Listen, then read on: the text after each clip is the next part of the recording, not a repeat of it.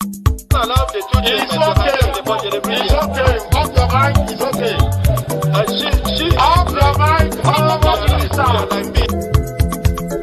Chai! Now wow, people wey suppose talk truth to power don't off mic. And if we talk, now 500,000 they go summer us, call them hate speech. But fear not, my ego don't come.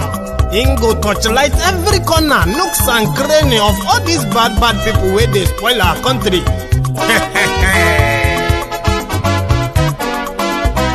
So my people make we laugh, yo. My ego don't come, yo. My people make we shout, yo. My ego don't come, yo. My ego don't come, man of the masses, yo.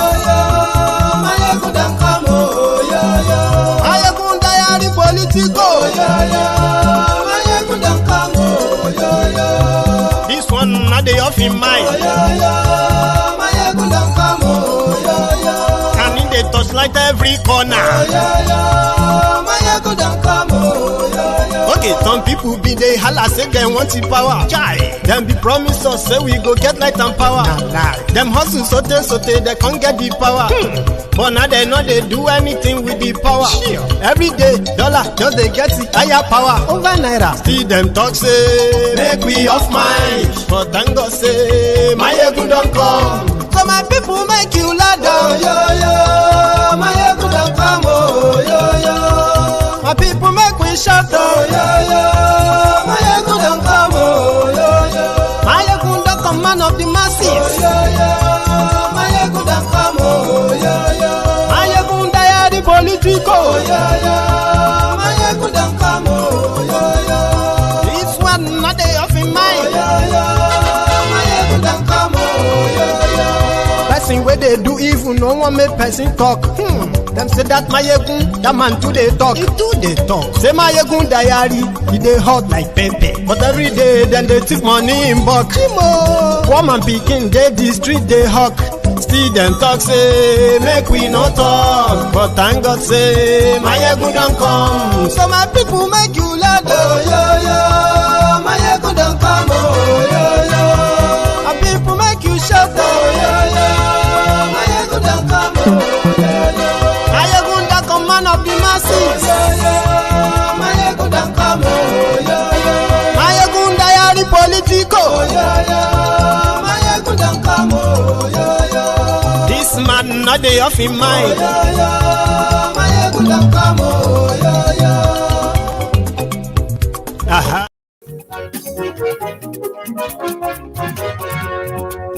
Hello there. Mayegun lamo do. Let me know if this audio is perfect. If you are watching me on Facebook or YouTube, please let me know before we get fully into this. Share this broadcast.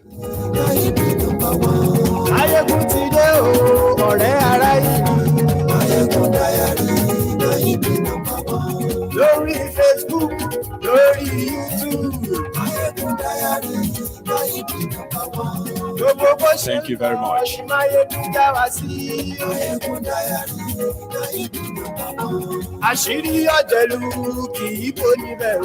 Good morning to you, good afternoon to you, and good evening to you from wherever you are watching from. This is Mayegun live.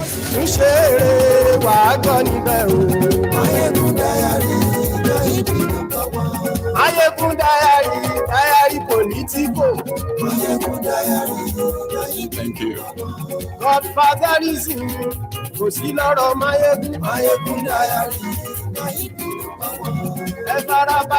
share this broadcast. Invite your friends. Invite your not so friendly friends and tell them that Mayegun Day.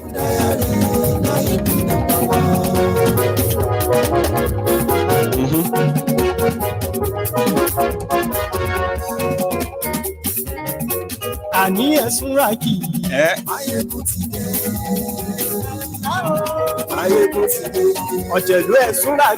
Thank you so much. Share this broadcast like I said. It is going to be an interesting night. an eye-opening session. You're going to love it. I am feeling good about it because something is there. And yes, we like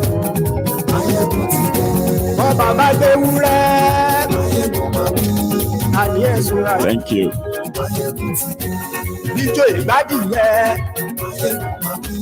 And yes, we like.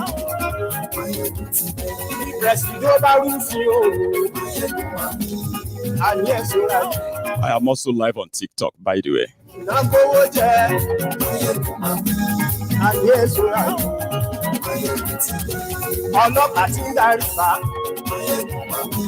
And yes, we like.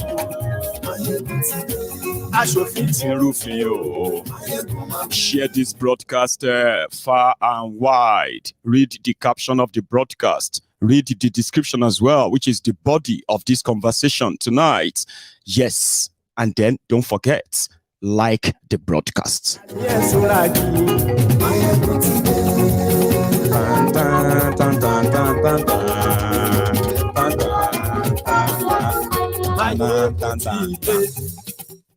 Thank you. So, good morning to you once again. Good afternoon to you and good evening to you from wherever you are watching from.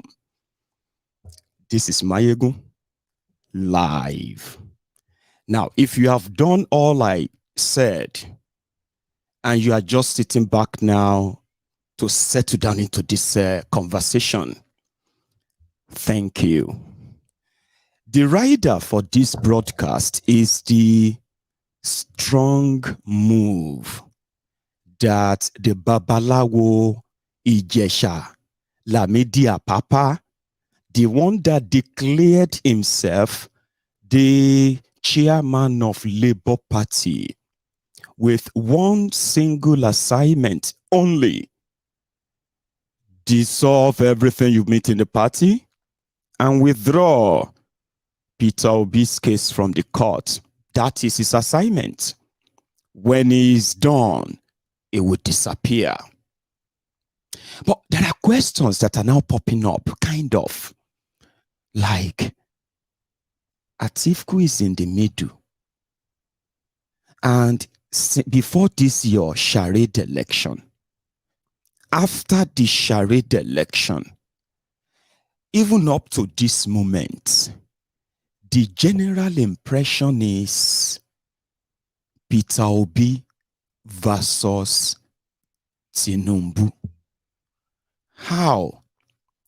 Because Tinubu's people and his camp have dedicated every breath, every resource, every tool in their arsenal to hunt down and shut down Peter Obi. But I have an explanation, or kind of a little bit of an explanation to make to some of you today. Something that, for those who are smart enough, I am not talking to those who are emotionally, who have been emotionally defrauded. Smart people.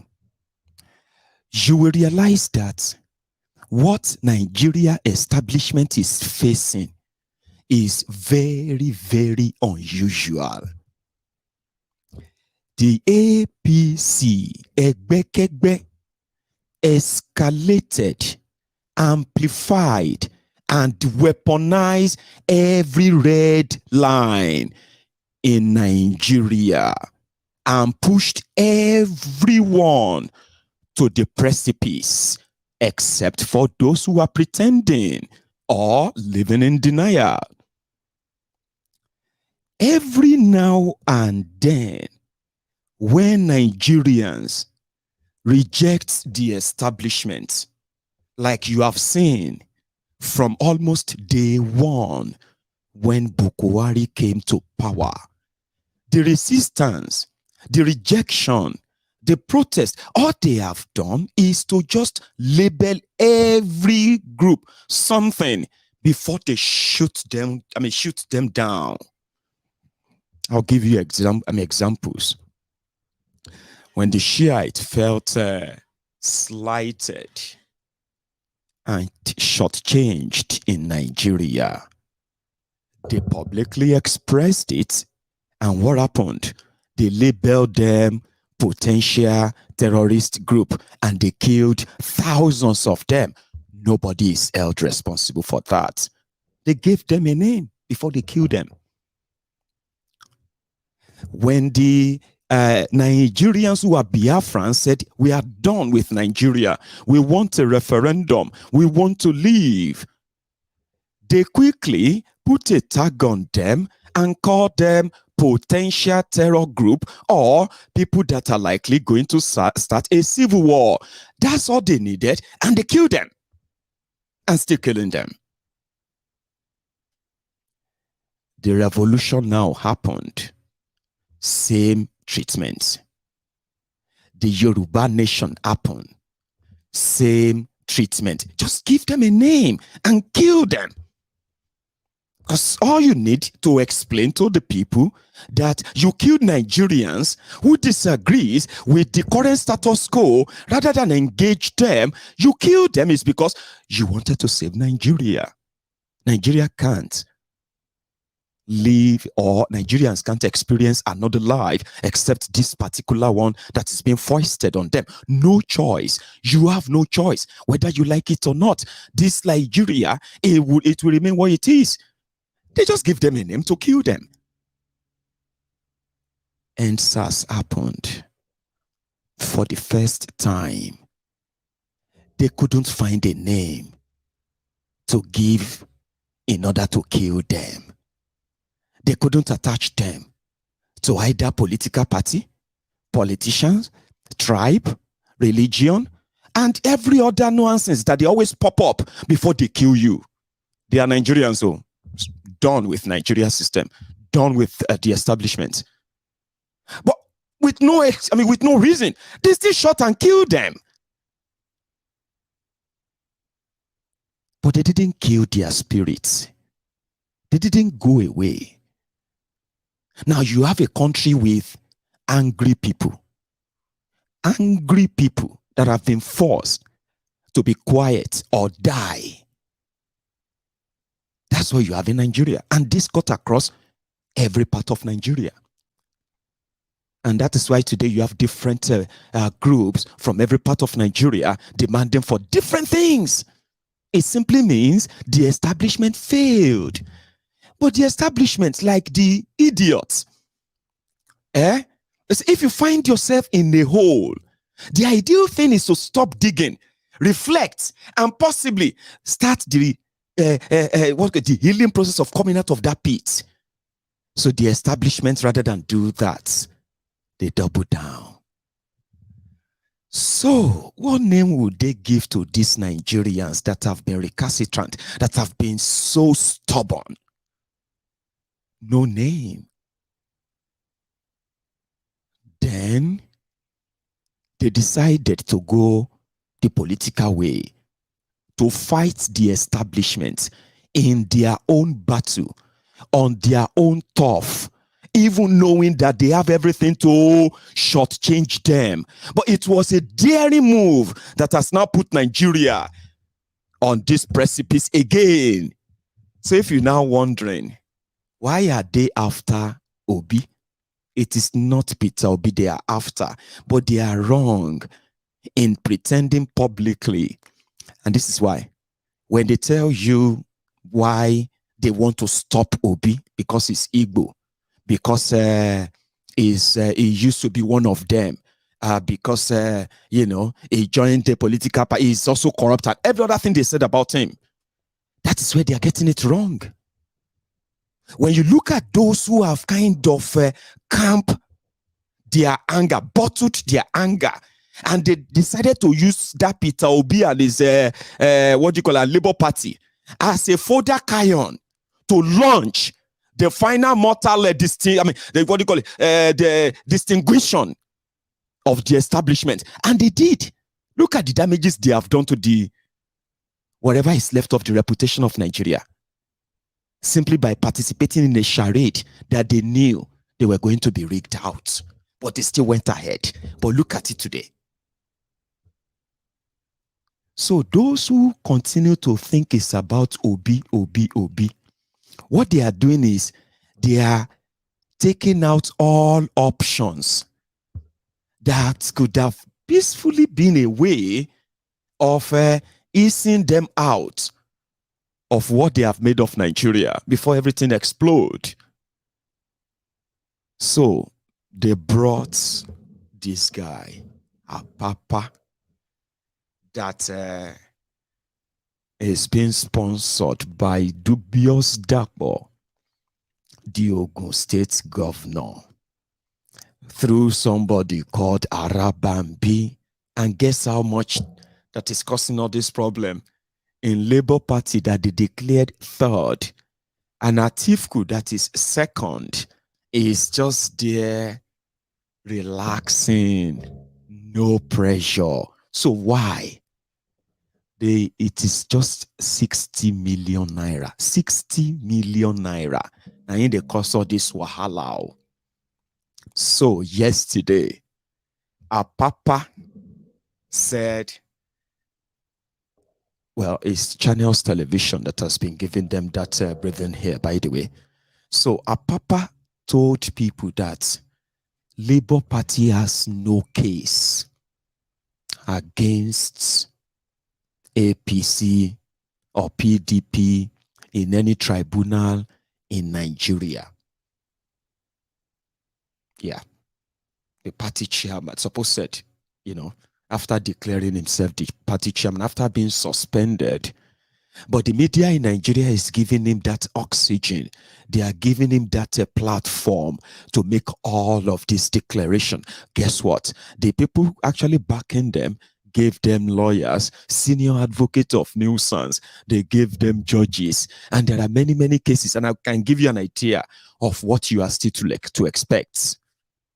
But for why? For somebody who came third.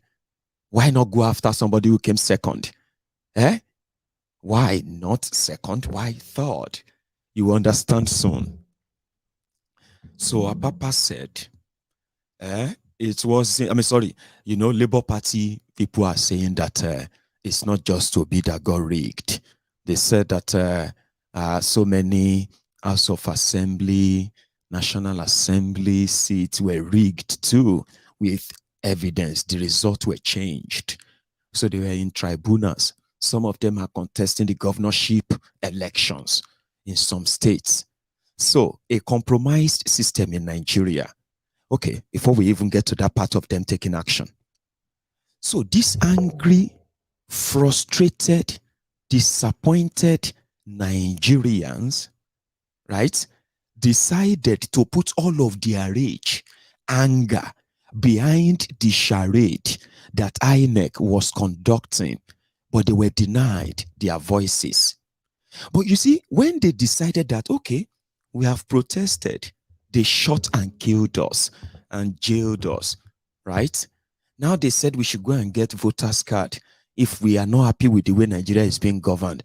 Now we have gotten the voters card, so we don't care, even if Peter Obi have to run as independent.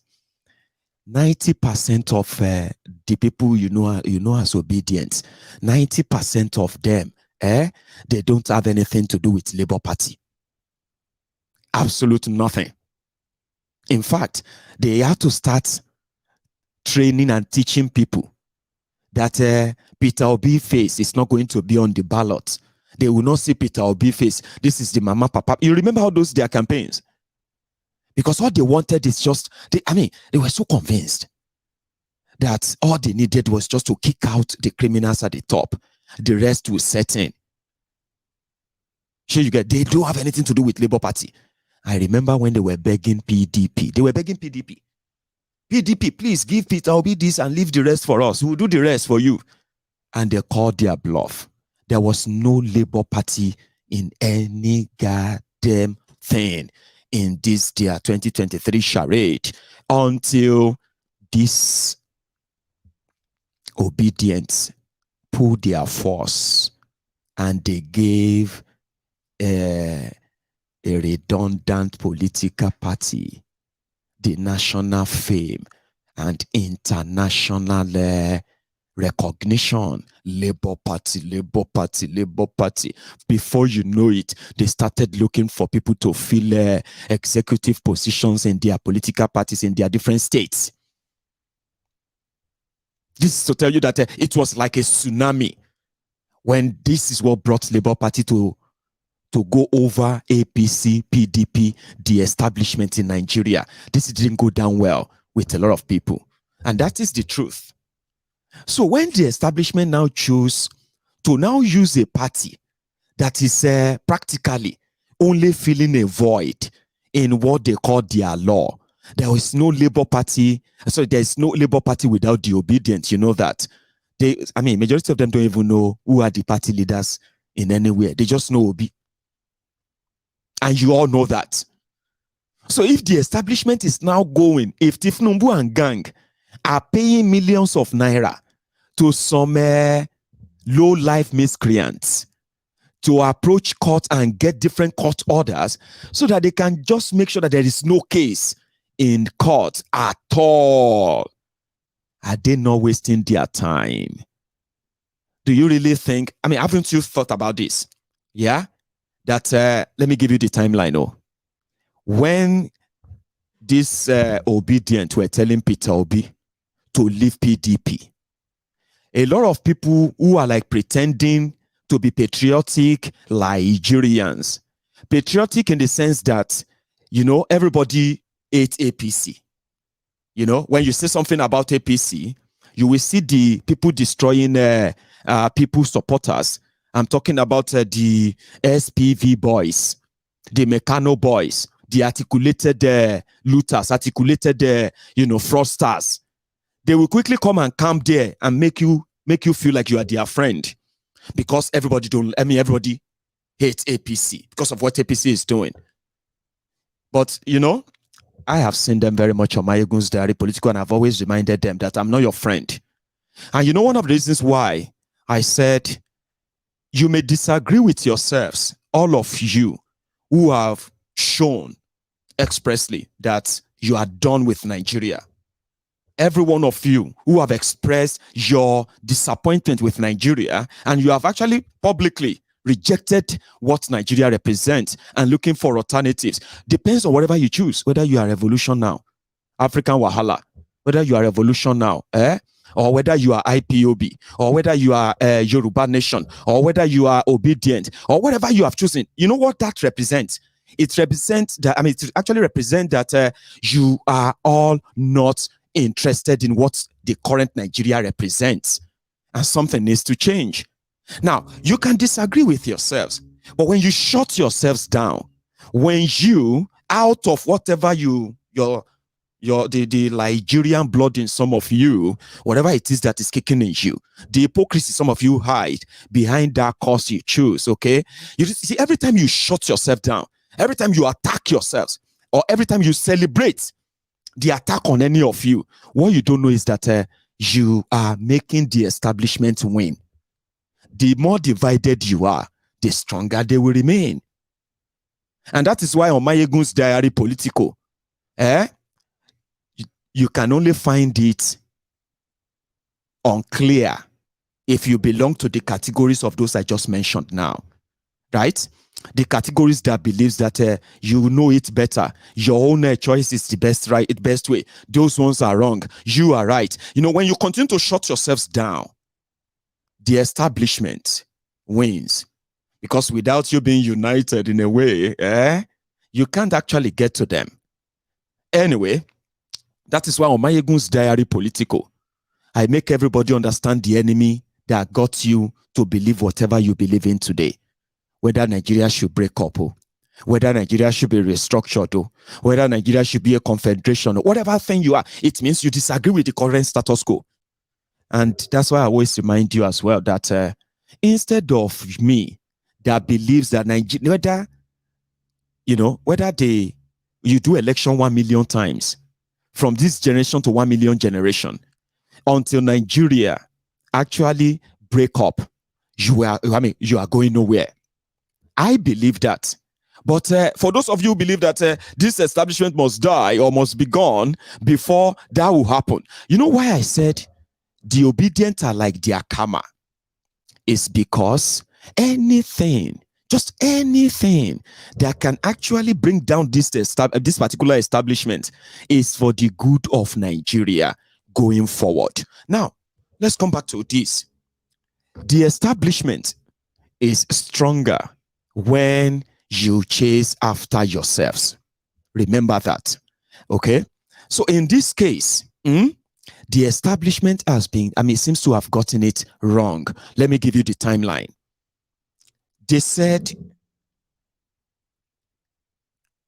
PDP was going to probably inherit. Number one, when it was looking like no matter what you do, no matter what you say about APC, you are going to end up in the hands of people destroying people. That put a lot of people off. Then the scam, the propaganda to convince you that it could be better was then started cooking. Remember these angry Nigerians, right? I remember they started asking PDP to first zone your distance to Eastern Nigeria and leave the rest for us. They called their bluff.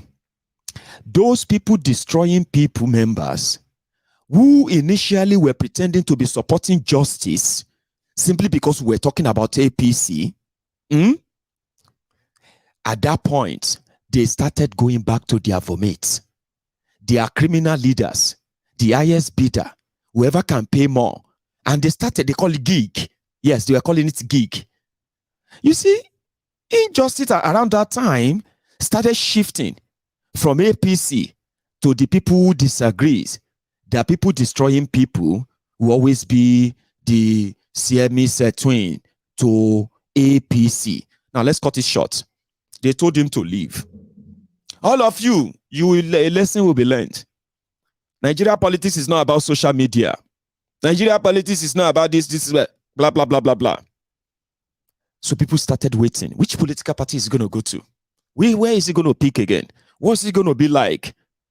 Then boom, Labour Party. And like magic, Labour Party with 400 followers on Twitter. Labour Party overnight jumped to over 500,000 followers. And before you know it, these young Nigerians, they now delegated the party work for themselves, to themselves.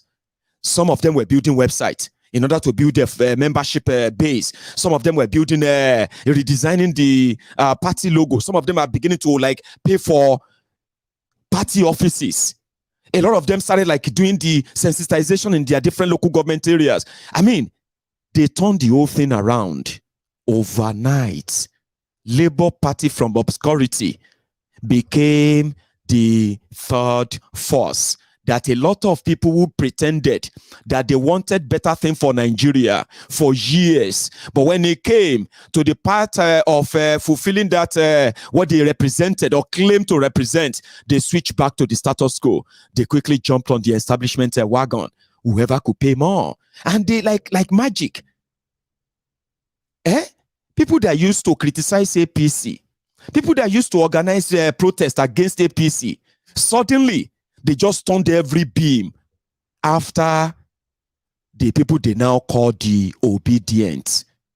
These guys are so resourceful, that Labour Party became the third force overnight. Strong indeed. So they said, Kolu and his gang, they approached them. Oh, well done. You are doing a good job. In fact, we love the fact that you left PDP. We know that with what you have done, you are a good Southerner, Obi. So now, what we're going to need from you is that we will give you some money in order to continue what you are doing. We know that these young people love you, but it's just social media. You know what I mean? They thought it was just going to help them. Cut down Atiku's chances. They thought he was joking. They thought he was just one of those. So they went for him. They went for the people who are supposed to be the leaders of the political party is now a member of. They went for them, but they forgot what actually gave birth to Obi himself. That it wasn't Obi that woke up one morning and started going lyrical in the media, on social media, telling people what he has to offer them, how he's going to make Nigeria. No. It was these angry Nigerians who have abandoned the entire establishment. They have no trust in the entire, all of them. These are the people who are, this is the force.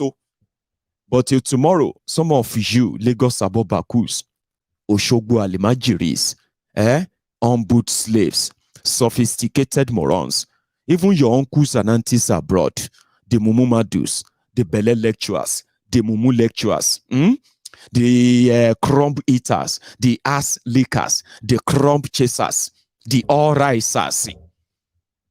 Majority of you are as dumb, or you are kind of acting as dumb as your leaders. You continue to to ignore the real force, the real fire, that is burning what you call the obituary, obedience, and every other thing you call them. You continue to undermine them, but they continue to be the main threat that is never going to go away to whatever cook or whatever thing you've cooked and saved. And you think, these are the people that will never make you sit back and enjoy whatever you think you want to enjoy from what you have done. Now, I am explaining that to you, okay? So the establishment is spending money, thinking if they take over his party, so after taking over the party, and then shut him down out of the tribunal, or whatever they did, right? Then everybody will go away. That's the mistake you did. The moment he left PDP, they will stop shouting, oh, no, it's Jerry, nobody go hear about them. By September, they will be gone. How many of you said that? And you are watching me tonight. How many of you said in April 2022 or May 2022, when Peter Obi said he resigned from PDP? How many of you laughed? How many of you actually believe that now this is actually a joke? And how many of you said it to yourself, even publicly, that by September they will be gone? Well, there are many of you who said that, and you are watching me right now. By September, they will be gone. Then in the Clear Labour Party, you started laughing. Ha, ha, ha, ha, ha, ha. Ha, ha, ha. Lesson will be learned. That's the timeline. They will be gone. Nobody will remember them again by December. Abi? December came. But other than them to be gone, they have become the leading political party in Nigeria. All polls, locally and internationally, pointed that they were going to beat PDP and APC. That's exactly what was about to happen. Remember that, oh? So lesson will be learned. Lesson will be learned. The people that claim to be tired of Nigeria, the people that claim that Nigeria needed to be saved, suddenly, they now focus on the other ones who also said Nigeria needed to be saved. A new Nigeria is possible. Do you see the contradiction? So PDP, APC, they now turned on this supposed obedience. Don't pretend that you don't know what I'm saying. A lot of you are sitting down there. Yes, I told them that they will learn lesson. But what you didn't say at the time was that you were going to rig them. You were going to manipulate the whole thing so shabbily that it became a stigma, a tag that has now brought in this certificate of Presidiot Select. Now, well, that's actually not where I'm going. Where I'm going is the establishment that always love to name something, to name people something before they shut them down or kill them. Now, they have named the obedient, and they are now misfiring. I just thought I should tell you, you are misfiring. Because the way you are misfiring is that you are shooting at Obi, and you expected him to have actually died now. You said his political career is dead. I remember how many of you said his political career was dead. Until you have now turned it into, how can we stop him from going to court? That is where I'm going now. From nothing, waste of time, use this, blah, blah, blah, blah, you've called them, to now spending money to get people who have no influence whatsoever on what Labour Party has become, or what the Labour Party scored in an election. Those who have worked tirelessly to sabotage that and still doing so, and the establishment is still paying them to shut the entire, they call it movement. Guess what? They have used different wonderful names to describe these guys. Bayo Ononuga, that Ezibida, he said the obedient tsunami. Senator Eyinaya Abaribe, he said when the obedient wave blew through Abia. Gandola in Kano, he said, we thank God that saved us from the wave of the obedient in the north.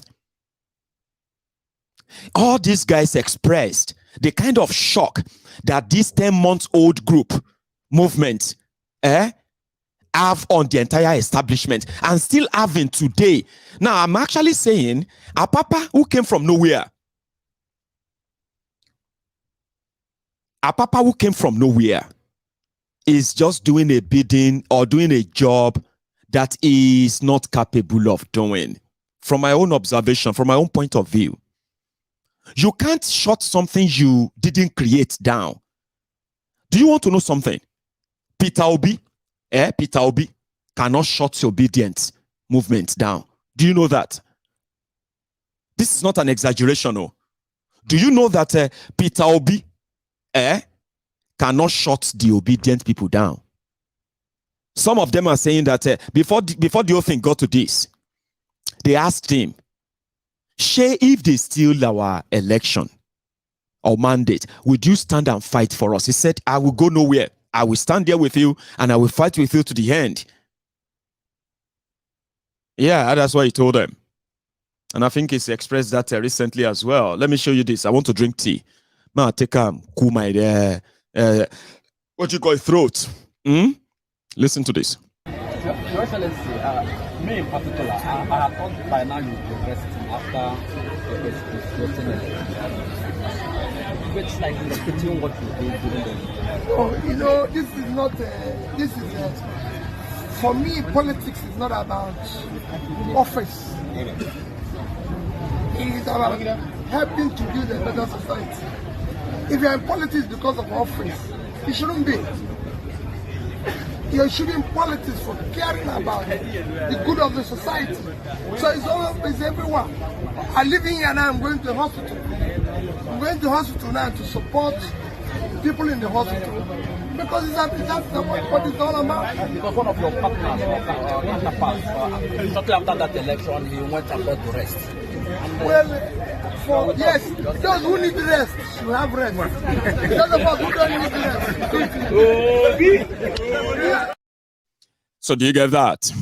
So you can't shut something you didn't create down. The reason why, whether you kill them, you can only, by the way, the establishment, even when Tinubu comes, gets inaugurated in a way, and sworn in, there are still going to be millions, and I'm talking about tens of millions, okay? Tens of millions of them that will never see Tinubu as their president. And it is not going to be like before. You know, before PDP or APC, if you lose the election that way, the party members will be like, they will not like you, everybody move on and all that, nobody cares. But the difference now is that when they thought they rigged Obi to third place, sure you get, in a place whereby he can't come and claim to have won. How can you say you win when you are in third place? That is what the question they are asking now. And that is why they are finding it difficult that how come that Obi people are the loudest? So it is just to let you know that it's not just Obi. So if you shoot him down, they still won't go away. So when Apapa that they gave the job to, The establishment is stupid. They are just actually stupid. But and I know what they are doing. Let me tell you something. What Apapa came to do is to throw a spanner. Usually, if to say Labour Party should be about the labor force in Nigeria for you to know how messed up Nigeria is. For you to know that when people say that you can't help Nigeria is irredeemable. Okay, and these are the examples.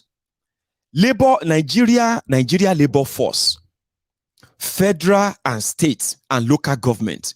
You can put them at over maybe 40 million. Sure, you get.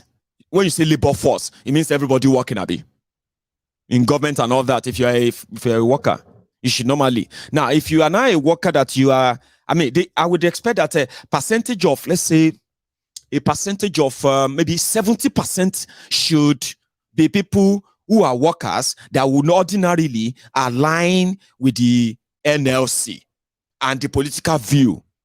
Same way you have the conservatives, you have the labor here in the UK. Sure, you get. Some people are not member of a Labour Party here in the UK, but somehow, the policy of Labour Party, because they are workers, they will tell you because of that, they will always vote for Labour Party. No matter how you see them. In Nigeria, there's no policy in all these places, but you would expect a labor force to be all about workers.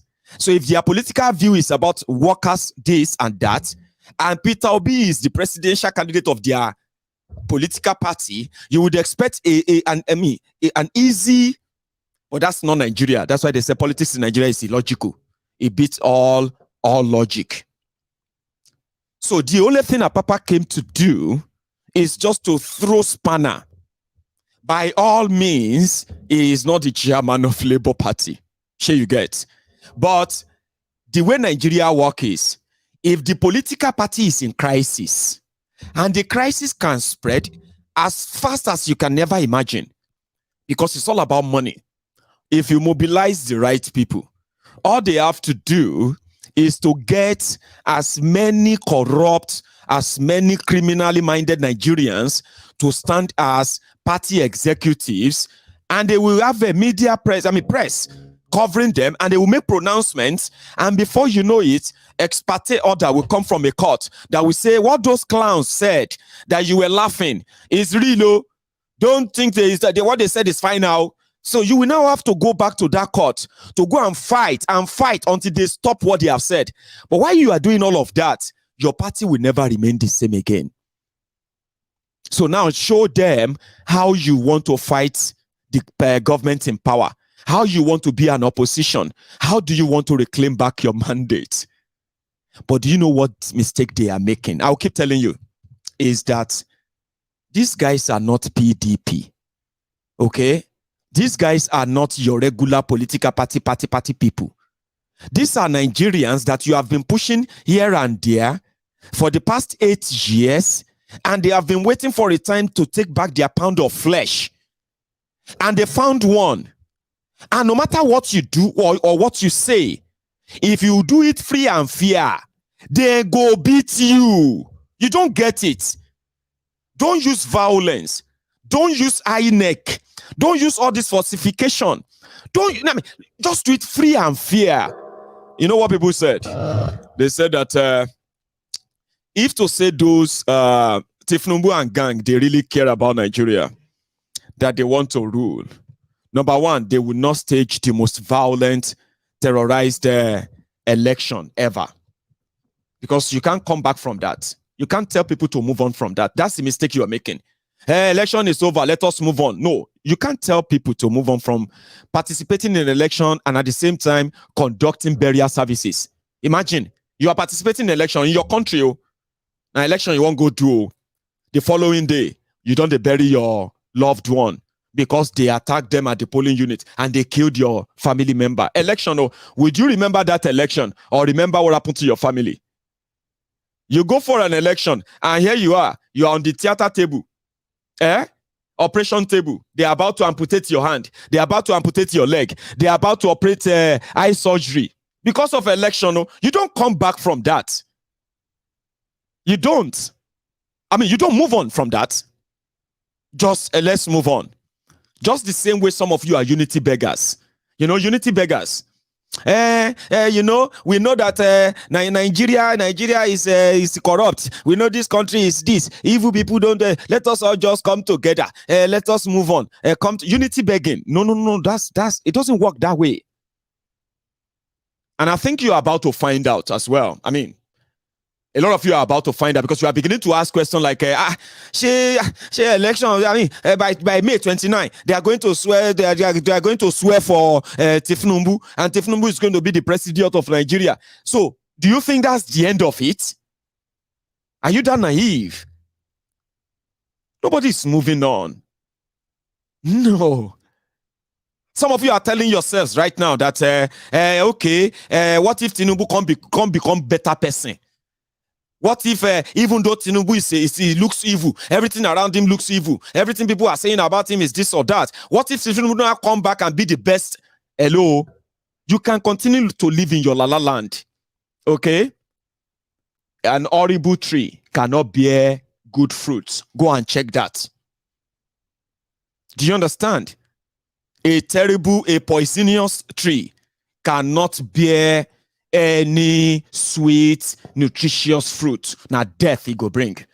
APC, Egbekegbe, represents marginalization, xenophobia, jihadism, terrorism, impunity, corruption, state profiling, state targeting, and the rest and none like that. That is what APC, Egbekegbe, represents. They can't bear you any good fruit. Stop living in your la land.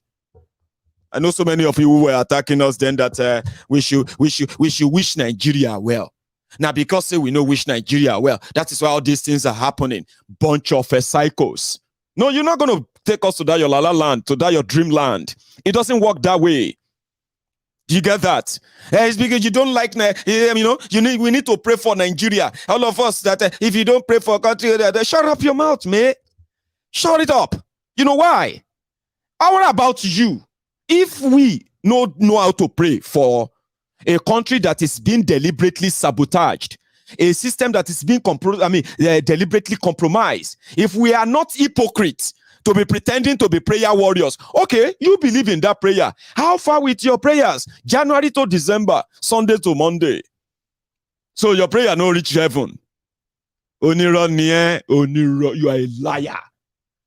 Prayers don't fix country that is being deliberately destroyed. You name names. You will name names of those who are doing it. And possibly you should withdraw your hypocrisy. It doesn't change anything.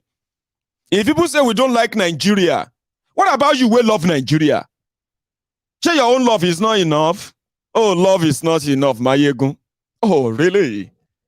Tell me about it. What else will actually make Nigeria work after your prayer? When Nigeria has become one of the biggest country with the highest exportation of prayer. Nigeria pray with the export prayer. You don't know? With the export churches. So what else would you like to look for? Matorain, you are a liar. So you can't tell yourself that something that is a poisonous tree is going to bear a sweet, nutritious fruit. You are a liar. But you can live in your la la land. Ask your uncles and aunties, the ones that lived in la la land when Buhari was trouncing them. They were losing jobs because Nigeria was turning warehouses to prayer center. Can you believe that? They are shutting down factories to open prayer centers. So people are shutting down factories. They are shutting down, businesses to then turn them to prayer centers so that people can come back in to come and pray for a job. You don't see that one before? 8 years. Continue. But here is the truth. The system is fighting a lost battle. They won the war, but they lost the battle. The real battle that Nigeria and Nigerians are facing is called the battle of justice, the battle of unity, the battle of fairness. And you cannot give any of these if you don't have them. You can't give what you don't have. APC doesn't have it. And that's why they are working towards quenching and conquering every opposition they can get. But have you asked yourselves why? That for 8 years, the only sane opposition against APC in Nigeria are actually Nigerians. Have you noticed that? Or do you need me to remind you? Yeah, we have been the opposition. Or have you seen any PDP member? Or have you seen any Kwakwanso member in jail for criticizing APC? Please tell me. I'm not talking about the thieves that they have compromised on. I am talking about APC members that criticize PDP members, leaders that are openly and steadily criticizing APC. Steady, that is in jail today. Or ever arrested for criticizing Buhari. They won't. It's always been Nigerians using their different platforms, educating other Nigerians, exposing what should be exposed, telling themselves, and in fact, organizing, mobilizing themselves against whatever they think is wrong in that country. Do you now see why APC is so dumb? Paying people to take over Labour Party, to take over, what do you call it? Paying people to sabotage IPOB, paying people to take over Showore's movement too, and everybody that they consider as an opposition, paying people to break apart Afenifere, paying people to pay any opposition, because all they needed is just name. Oh, who are they? Oh, they are so. Okay. Who is their leader? And that their leader, they agree. The guy no go collect bribe. If you no collect bribe, look for 2-3 people within them. Let's create a faction. Do you know that is why the opposition against the establishment in Nigeria is so sustained? Have you noticed that? Because the people that are against what APC represents are against them genuinely, not selfishly. Yes, we have some opportunists who want to take advantage of everything. Okay, yes, we can do it better. That one is not doing that. Don't listen to them, Jare. Now we be original. No, that one are fake. That one are original, and the rest. Of course, you have opportunists.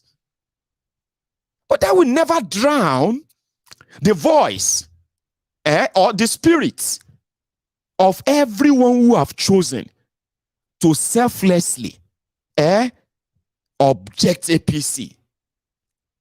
Don't you think? Our politics is dirty gone. That's why they call it dirty. So when they said they would teach them a lesson, they are using the old trick to fight new battle. No. I don't think it's going to work. I'm going to use a different phrase here. There's what you call the old order, where they do things the old way. But you are dealing with a generation that can no longer be lied to. Here you get. As we speak today, 99% of those who participated in that your charade election, from registration to the day you started your abracadabra, 99% of them on the side of this OB, which is actually the majority, they don't believe anymore in your system in Nigeria. Institutions, they are just waiting for the judiciary to put the final nail on the coffin of what is known, or what they know, or what they used to know about Nigeria, before they will finally make up their minds. And you are shrinking the space with your fascism. You are naming them, gaslighting them, accusing them of what you are doing. What that means is that you are shrinking the space. Very soon, they will run out of options. I'm talking about your own laid down supposed legal options. They will begin to set their own rules, and they will force you to obey them, including your vuvuzela's. All of you watching me right now on the side of your oppressors, thinking you are part of the team You know you are not. You are just pawn on their chess table. And fair enough, you are comfortable in that your enslavement. But guess something? Yourself, your oppressors, the establishment that cut across all parts of Nigeria, y'all are going to make these guys run out of options soon. They're not going to go and get voters' card to vote. They're not going to go back into anything because they would have seen everything completely. They are not going to wait for the court to actually give them any justice. At the end of the day, they will set their rules and they will force you to live by it. Yeah, force for force. Because as we speak, what they want Apapa to do, creating this, and the media is already saying, Labour Party factional leader, Labour Party faction this and that. Are you with me? So what they will do is this.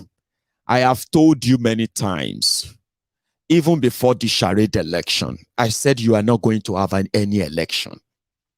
I used what happened in 2019 as a very much recent example of what you should expect. Then I placed before you all of the candidates and the personalities that are running to be the president and whatever in Nigeria.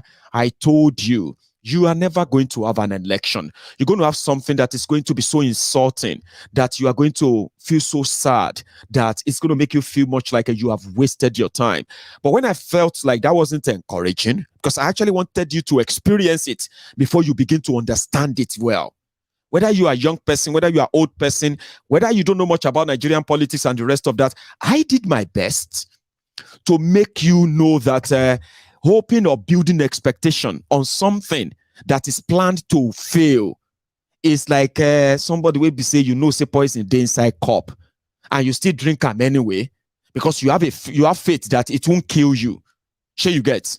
That's exactly what I narrated it as. And I also said, but for the sake of the education that all of us need, for the sake of proper conviction that Nigeria cannot be helped, you needed that experience. And I'm happy today. You have proven to the establishment that if you were allowed, you will run them out of town, including all of the power and the money they think they control. Even using the same tool, the stuff they put together, using it to defeat them, you could do that. But they won't let you. I told you they won't let you. A lot of you kind of didn't believe.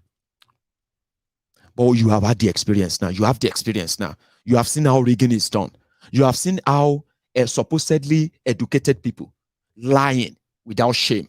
You have seen that, Abi. You have seen supposed respected people coming on to deny what they are saying. You have seen supposed, right? People who are like, oh, supposed like, okay, I'm sorry, I respect this person, I respect that person, and all of that. You have seen them come out to gaslight the victims and then defend the criminals that you think they were also fighting. You have that experience right now.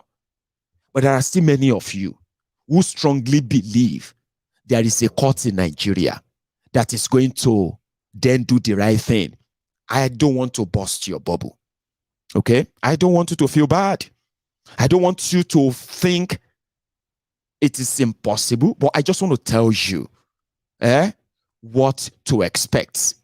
And then I can advise you to manage your expectation. Ma, deal with this blinking. I will be back in a minute or two, okay? Don't go anywhere. Today, I want to declare without equivocation. Today, I want to declare without equivocation. Che, help us, help us. There is God, oh.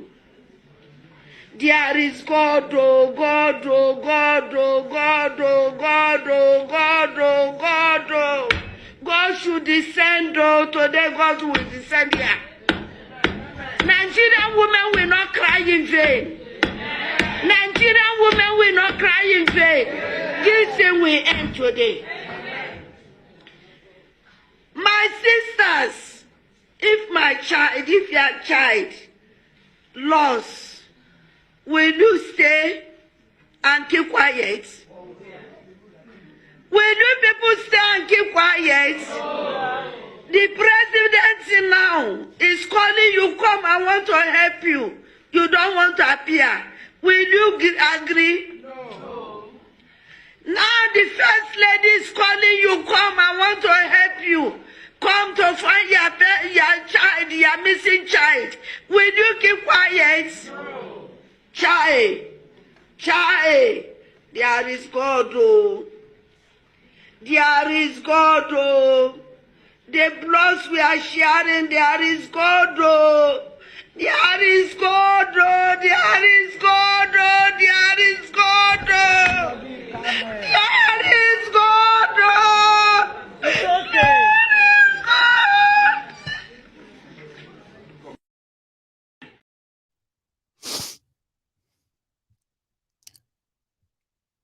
So, whatever you can't, whatever you didn't create, like I was saying, you don't have much chance of changing that. But now let's come back to us who are, all of you are still open. That just maybe, because with all this evidence, double nomination of a shitty boy, the link to narcotic and conviction that leads to forfeiture, Tinubu the drug lord, for a perjury, Tinubu declaring that he didn't have another nationality, and his defense coming out to make a mockery of a DO petition because they are not afraid of anything. They don't believe they will lose. But a lot of you believe that how could they present all of this evidence? And the court is still going to say Tinubu is this Baba, hey, I have to see what I do mostly on my Egun's Diary Political myself is not just to expose the rots in Nigeria. I do my best to explain the rot. I even go as far as sort of a role playing it. I wish I have a co-presenter that I can always co-play, role play with when I'm explaining some situation to you. Sure, you get, like, you will get to understand, like, okay, I will say something, they will say something, and all of that. So my point is, if you are dealing with Nigeria, there are some certain things, if not all things, that you can't compare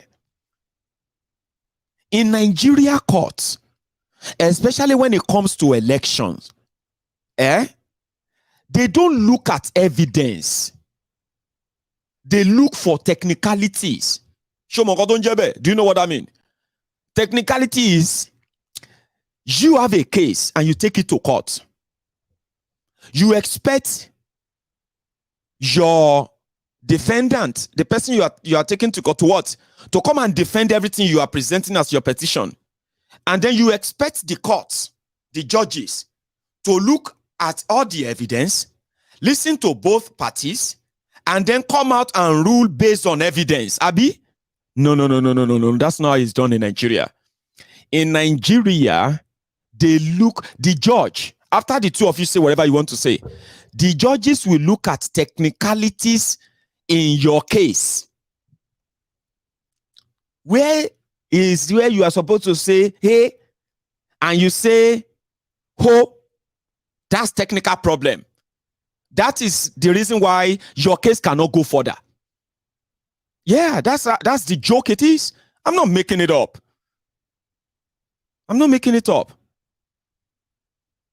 In Imo State, somebody that came fourth, that scored 97,000 votes. The first person that they declared winner scored over 240,000 votes. Ihedioa. The one that they declared second, Okorocha's son-in-law, he scored over 170,000 votes. The one they declared third, I can't remember his name, he scored over 102,000 votes.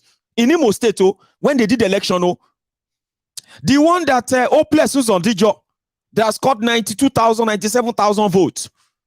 He took everybody to court, fourth person. They started looking for technicalities in the person they sworn in as a governor, Ihedioa.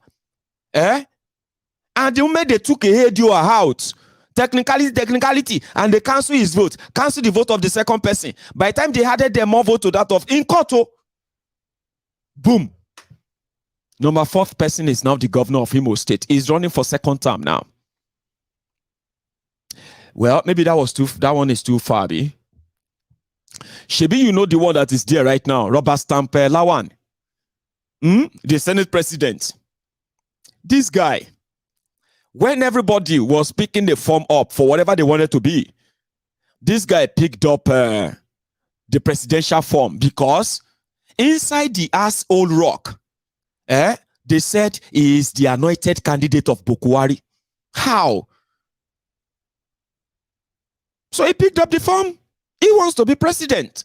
He was campaigning everywhere. He wanted to be the presidential candidate. Before the convention of APC to choose their candidates, they've already done the primary elections, so elections into other places to, candidate from other positions. Guess what? When this guy finally lost the primary elections, the party, his party, APC, they decided to tell the winner of the primary election for the senatorial districts, which he didn't contest for, they told that one to step down. Back and forth for like 10 months. They went to court. Their first court said that because there is a technical problem in the way that guy filed his case, defended his case. So because of that, he didn't win. They should give the ticket to Lawan. Somebody will not contest election. No, he didn't contest at all.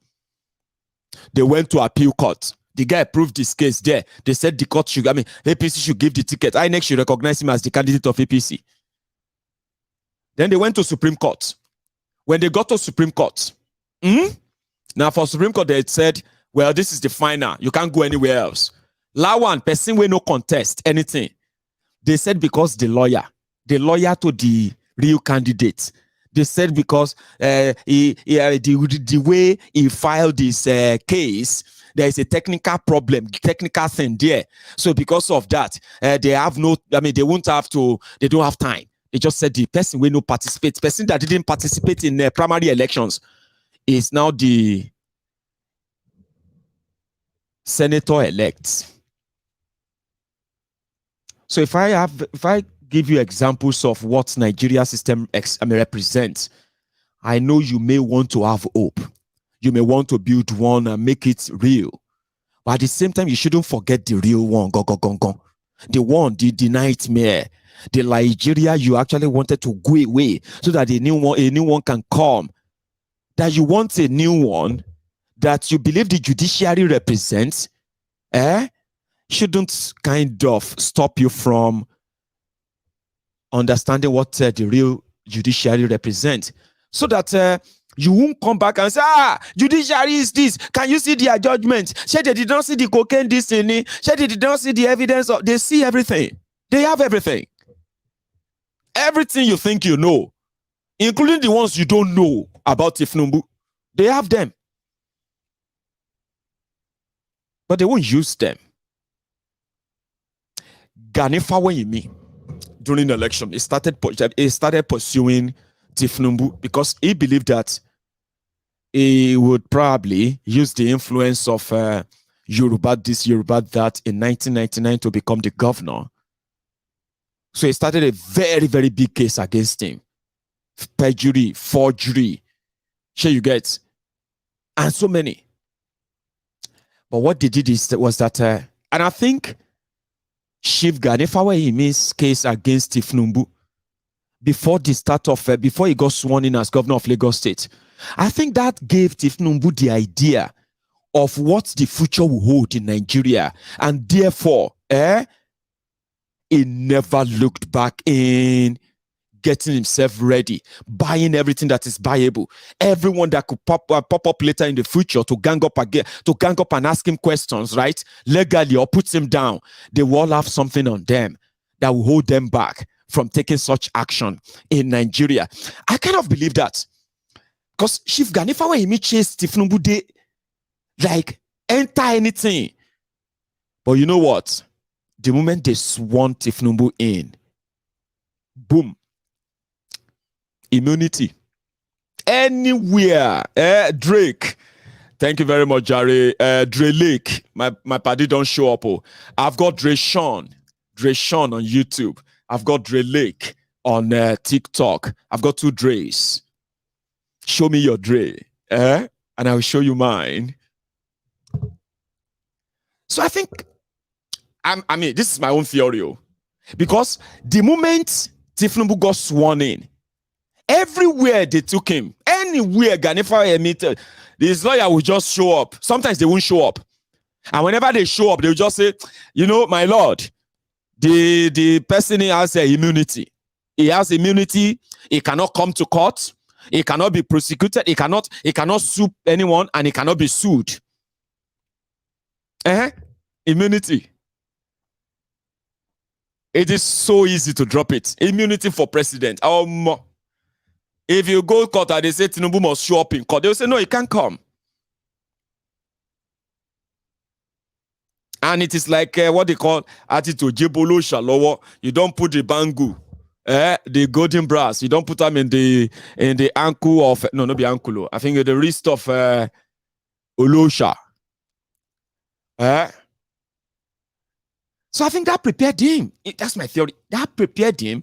And from that moment on, judges, police inspector, police commissioner, police this, military major, this or whatever, Tinubu started befriending just anyone. Babalawo, just anything. Bible. Justice, this, justice, that. I mean, Baba, and that is what they are calling, he has helped a lot of people. Some of them will say, give me your son, let your son come. You know, I can give him a job, ministry here, ministry there. I push them here and all of that. So they all come back to, you know, I got this land. Oh yeah, give them land for Aja, give them land for Ikoyi, justice. You know that, like, it was like that benevolent. And he was the governor of the richest state in Nigeria. Can you beat that? And as a godfather, what do? You don't get selfish. If you want to feel safe, then you have to get as many people compromised as possible. And Tinubu learned very early. And I think that's what they want to do now. Apapa is just there to put wedge in the legal wheel of Obi, so that when Obi gets to court, when tribunal finally open, imagine a tribunal that open. And then your lawyers are there to fight your petition. Tinubu's lawyers are there. Atiku's lawyers are there in the tribunal. And surprisingly, Labour Party lawyer.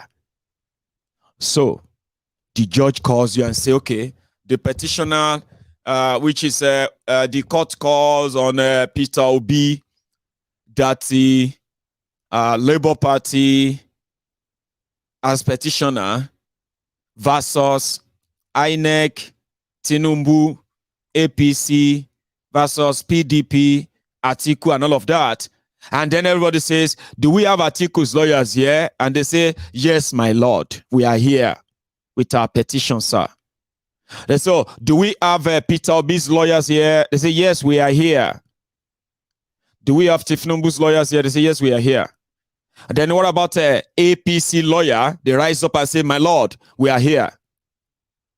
PDP lawyers, are you here in this court? They say, yes, my lord, we are here. And they call on, I say, Labour Party lawyers, and they say, yeah, my lord, objection, my lord. Objection. Why objection? Objection, because we want to withdraw from this case. That's what they want to do. Thank you so much, okay, success. So that I can see your comment now and I can see your gift as well. Thank you. Do you get that? Your lawyer just will stand up and say, we are withdrawing from this case. Imagine that from the beginning of a trial. Or in that same court, you now have 2 different lawyers representing Labour Party. Apapa lawyer with the letter, with a court letter that says Apapa is the authentic chairman of Labour Party. And they have a letter of withdrawal. And another group of lawyers says, no, we are the Labour Party lawyer on this team. No, we are not withdrawing. Imagine that drama in courts. That's exactly what Apapa is coming to do. They are already doing it at different state tribunals right now. Different House of Assembly, National Assembly tribunals. They are already setting that in motion. All they needed is just to create that confusion. So you that they rigged out, here you are. Your political party is now the one challenging you in court. Do you understand what that means? Thank you. QSX. So that is what Apapa came to do. So some of you will then understand what it means to have internal saboteurs that can no longer stay internal. Here you get, I beg, which political party chairman would go and approach the court and say the election that we participated in is not rigged. It is free and fair, and we don't want to do any case. And yet, when this man came, they said the intention is not to shut down Peter Obi's case. Now, they want the court. So that then will take us to the second question. Why? Atiku did there. How come there is no single whatever against Atiku in his case? Or what have you? Is it because Atiku didn't actually win second? Or there's something more bigger, sinister? Sorry, pardon me. That's so my brain they work, because I always love to ask questions and questions and questions. Sometimes I kind of have answers. You know, when you ask some questions and you're like, rhetorically, we know the answers. So, but you can still ask anyway. Like, share Atiku no win second, innit? Or have you ever sat down and be like, okay, fine, maybe you are supporting Obi. Okay, fine. Obi. Have you sat down and feel like, but Obi na thought though. With all this energy from Keyamo, from PDP, from everybody, Obi should step down. Obi should withdraw his case. How come they are not telling Atiku to withdraw his case?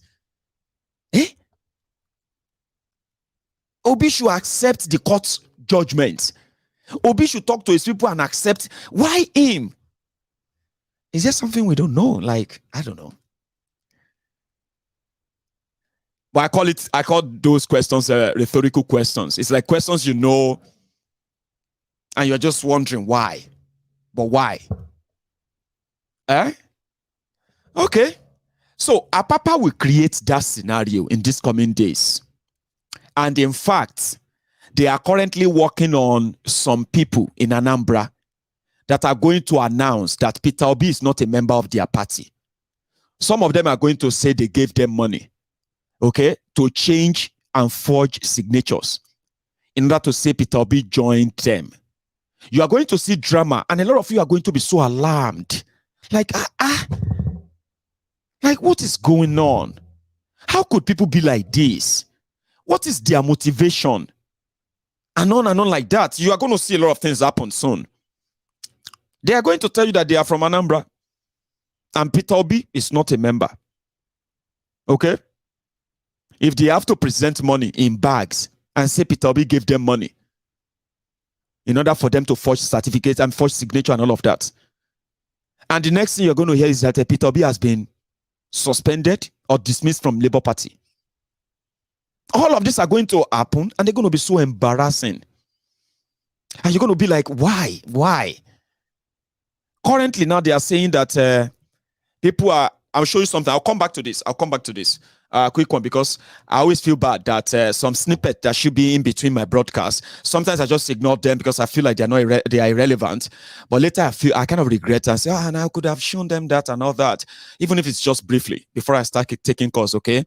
So they told us today that, you know, Tinubu is back, and Tinubu is currently in the defense house in Abuja. Usually, traditionally, anybody they call the president-elect in Nigeria, the moment they declare you will be moved into a place called the defense house. Okay, it is like a mini Assholerock. Okay, you have all the communication, the military, the security agents. They will be coming in every day to brief you about what they are doing, about what is going on. Okay, and then you can be using those information. So other people like ministers or from people from ministries, parastatals, agencies, all of them will be coming in with data of what is going on, what they are doing, or what you're going to meet. So you'll be interacting with them every now and then. You'll be acting like you are already president. Sure you get. Well, my ego, I don't like you talking about this, that he will never be president. He's going to return the return certificate. Listen. I am not disputing that, okay? I'm not disputing whatever you believe. I'm trying to make you understand that how to manage situation like this so that you don't end up so disappointed, so hungry, so bad to the point that you get depressed. Don't be like that, okay? So they'll move somebody there. That's what they have done to Kolu. But something happened today. And the reason why I have to quickly tell you this is because we have heard that Tinubu named 15 people or 25 people as members of his presidential transition, whatever. They are the people that will be meeting with people in government. Sure you get. And they are likely those who are going to be the first set of people to be in his government. Marwa's daughter is going to be there. The son of Bichi, DSS chairman or the DSS director. His son is going to be one of the members of Tinubu's government. Is in that transition. But they say there's no single Igbo in that transition. Yeah, committee. No single Igbo. And people are now saying that why should there be Igbo in there? Igbos don't like APC. Igbos don't like Tinubu. So why do they want to be in his government? I was like, what about Igbos who are in APC? So they're being consequential. They'll be nothing. So, yeah, those ones are they are Nigerians. Who give them something. And those ones are not complaining. I say, but you are saying that why should Igbo? Why can't you pick one of them and put them in that? My friend, let me tell you something. We don't want saboteurs. We don't want people that will come and spoil Tinubu's government. Really? So a political party that has vowed that a section of the country is inconsequential. Now we have been hearing that, Abi. Okay. So they said that today, 4 Igbo politicians who claim to be Igbo leaders, they went to that defense house because they wanted to go and pay solidarity visit to Tinubu, the president-elect. And they said, Remi Werekwe turned them back at the gate. He no send dog after them. She no send dogs after them.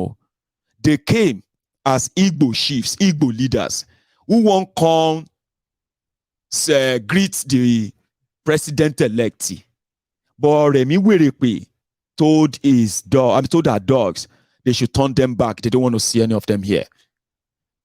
It's not fake news, it's real. But let me show you.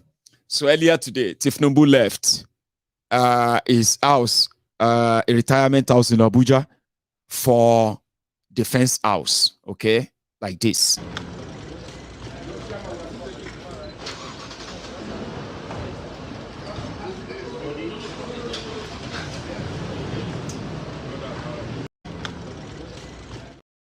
So we are back.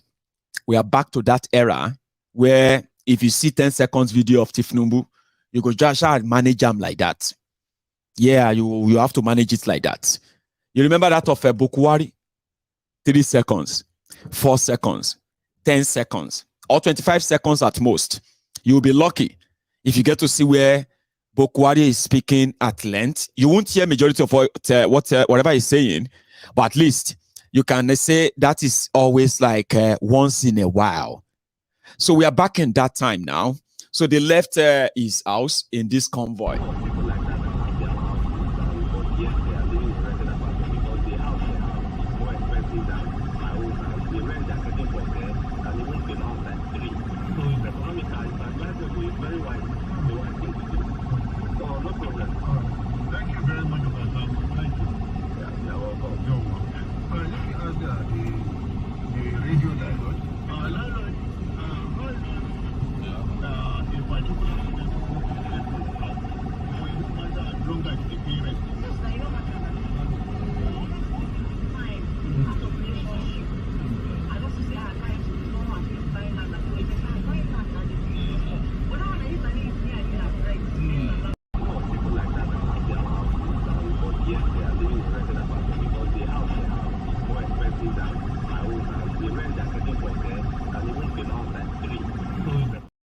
Him, they were taking him to defense house, and then in the defense house there were a few people who came around few seconds as usual, manage him at least to show saying they are alive. And if he stand up, if we've not seen where he is talking in any of this video, they won't let you hear him talking.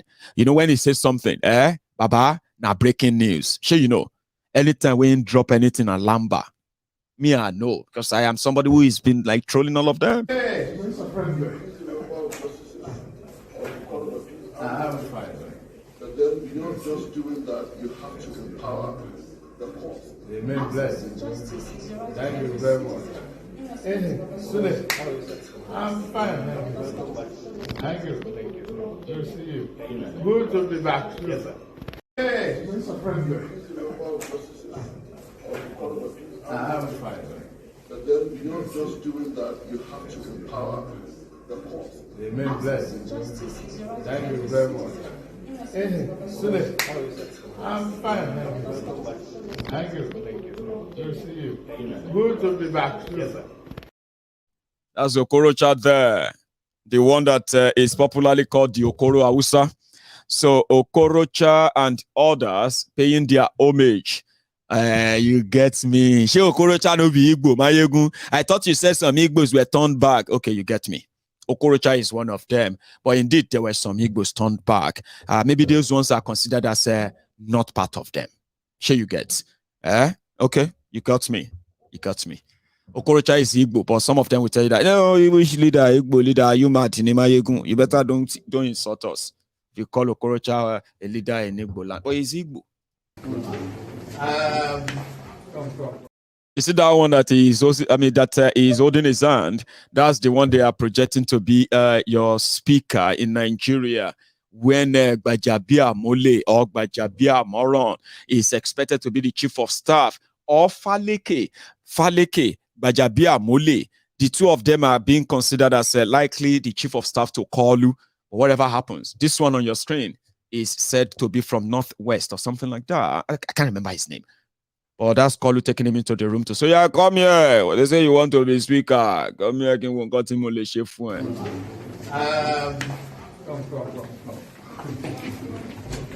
I just don't know. I think I have another clip. There is, I think I'm done with that. Or maybe this, but that's the chairman.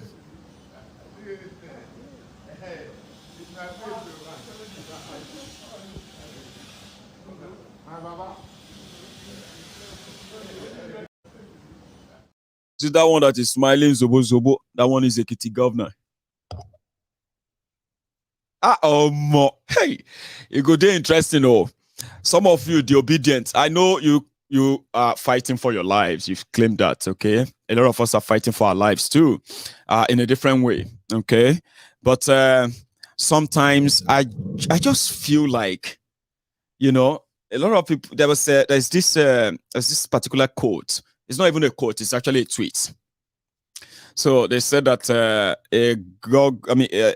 particular brand of eyeglasses, they said will cost about $10,000 US dollars. I was like, some were asking, is it going to make me see heaven? Would I see the coming of Jesus? Or would I see, whatever? Would I be able to see the future? Then somebody now said that, with these 10,000 naira glasses, would I be able to see Shege? And others just came like, Shege, you didn't whine us in it. Shege now free now. You don't pay for Shege. In Nigeria, Shege now free.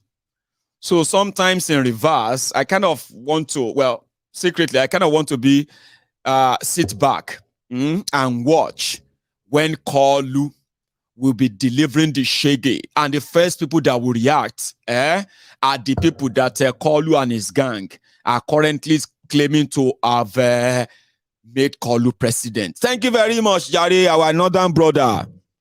Thank you so much for the North, for standing up for Ashiwaju. Because by the time Ashiwaju begin to deliver the Shege, you don't go pay for them. Are you with me? It go reach everyone, like that of Bokwari is reaching everybody. You no go pay for them, it's free. You don't need a 10,000 naira or $10,000 goggle or glasses. You don't need a soothsayer. You don't need to pay anybody. You will see it. So sometimes, I know that shege is the reason why some of you are saying that you would rather fight to the end instead of allowing Tinubu to be sworn in. If you calm down, okay? Because even Pastor Ruga, at some point when he has to explain it to people, it's like, he don't cast last. Everybody go chop breakfast. He don't cast last. Everybody go chop breakfast. Calm down. If you control how you're gonna chop the breakfast by understanding the breakfast, sometimes, right?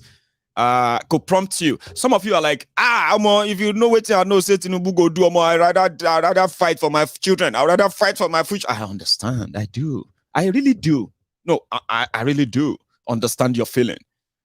And I do wish that you have so much to be happy for when what you are currently kind of fighting to stop or prevent is indeed prevented.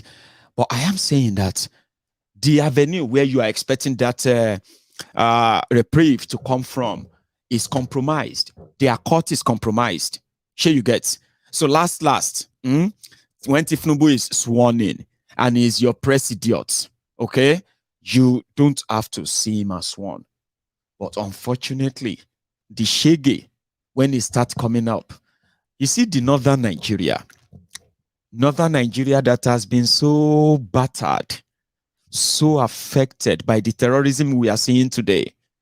And then you're going to say, and yet they are so quiet. It is called the peace of the graveyard. With Kolu in 3 months, just 3 months, by August, September, you will begin to wonder, where are all these voices coming from in northern Nigeria? Because a northerner is no longer the president of Nigeria. Why are they always coming back now to attack Tinubu as if to say they are not in Nigeria for the past 8 years? Even you, when not like Tinubu, the level of attack that will be coming from northern Nigeria, they are expecting you, the obedient. This is another misfire. And I want you to understand this complex theory I am about to paint for you. So calm down. Let me explain them one after the other, okay? Here is the scenario. Scenario one is majority of them currently believe that whether you like it or not, Tinubu will be sworn in, including those that are still going to see shege under that same Tinubu. They are currently thinking they are part of those who are not going to see that, and you will not support them. You go see that shege. Are you with me? They are saying that now with confidence. That's scenario one. So they would expect you obedient. They will call you wailing wailer, crying criers, tearing tiaras. I made that up. There's nothing like that. They will call you names because their focus is that you are going to be the opposition. You are going to be the one that's going to continue to make Tinubu illegitimate. But they will be wrong. Yeah, they will be wrong. I'm not saying you won't be, but in fact, you self go shock. Here is where your own shock will come from. Whenever Buhari and his criminal gang are doing what they are doing, and you see those who are screaming, this country is, this Nigeria is bad. This country is going to, Nigeria is gone. Nigeria is, they kill how many people, Mayegun? 39 people. Nigeria is dead. Nigeria is shaking. You will be seeing Sulaiman Abubakar. They will be saying, God bless Nigeria. God bless Baba Buhari. God will make Baba Buhari succeed. Every time you speak on this, you are just enemy of Nigeria. They don't kidnap 400 people in Kaduna. Why are you screaming? Are you from Kaduna? Suleiman, Abu. But why you feel bad now? They don't kill 80 people for Kaduna. My friend, are you from Kaduna? No be 80 people then kill. Stop exaggerating. Now only 79 people. And is it Buhari that killed them? Is it Buhari that sent people to Shegini for 8 years? So now so with the battle. It can't be less than a southerner. Can't they overcry?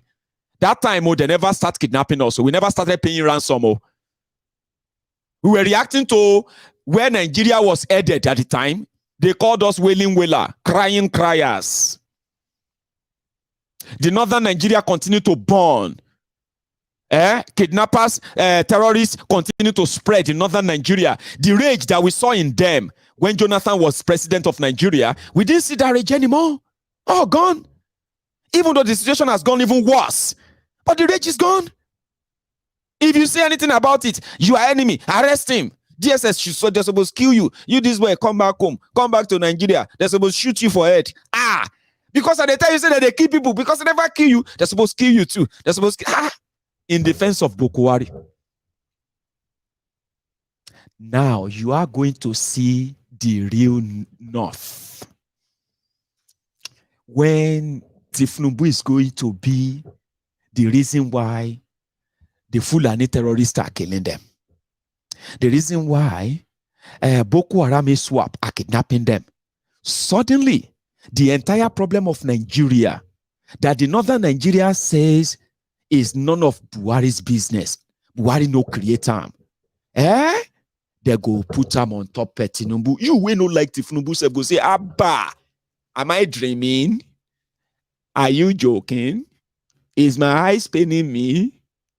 The northern Nigeria and them they do this. This is bad. This is hypocrisy. It's not. Because the people they are about to deal with, that they are calling themselves friends. Thank you, Jare, my brother. Thank you, my brother from Kano. That is Womumu Dokpemu from Okoko Maiko. He wanted to show that Yorubas are building alliance according to the to his political criminal leaders who are telling that they are building alliance where they are not building nada. They are about to find out. Because now it will come be the Arewa jihadist APC versus the Yoruba xenophobic APC. You can't see fight. You obedient, you go be referee.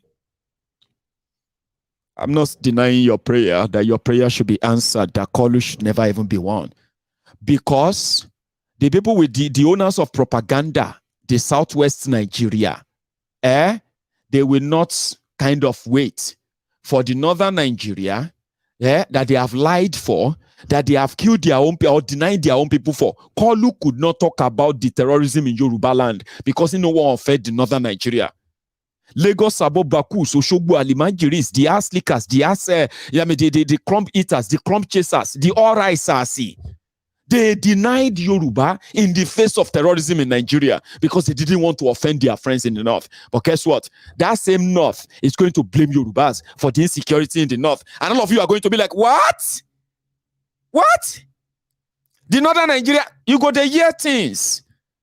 They will show you that. And guess what? It will come be fire for fire between the two of them. Amayegun's diary political. I will be here to show to you that I did say it. To see, they don't start to. Get ready for that. That's just on the side. I have told you what I've observed. I have shared with you what I think. They are all my theory. You don't have to believe any of them. The fact that you sat there and you enjoyed it to this moment, I want to say thank you to you. That's what I do all the time. I present my own theory. And most of the time, they kind of align with some of the thoughts of so many people too. And some said, well, you are just speaking my mind. And in fact, you are helping me to think even further. And I'm so grateful to you, Mayegun, for that. So I don't tell people what to do. I don't tell you what to or how to do whatever you have to do. I just show to you what things are. And if you are interested, I just want to believe that you should be able to like act right. In my book, when they say if you know right, they say if you know better, you should do better. I mean, that is what is called education, isn't it? I learn all the time, and people learn from me as well, which is because I share what I know. So Kolu is in Defense House, and they have started selecting who and who are going to decide your fate after May 29. And Kolu is relying very much on that inauguration All you need is just the power, and Kalu will be the one to appoint your judges, appoint the police chief, appoint the EFCC chair, appoint the DNDLEA chair, appoint the DSS director, appoint all of those who are going to be in charge of your life. So think about that. And then remember, there is Pablo and there is Osama, and there is Nigeria. One go give way at the end of the day. Ma go make another tea. I want to take calls tonight. I also want to say thank you to everybody who responded to our call last night. Let me tell you something. See, a lot of you will be here and be like, hey, this guy, every time he's always talking about it. See, we don't just talk about the problems, okay? We do our little. After explaining the problems to the people, we do our own little to bring people together, all right, to help the people that we believe are the same victims of all I have said.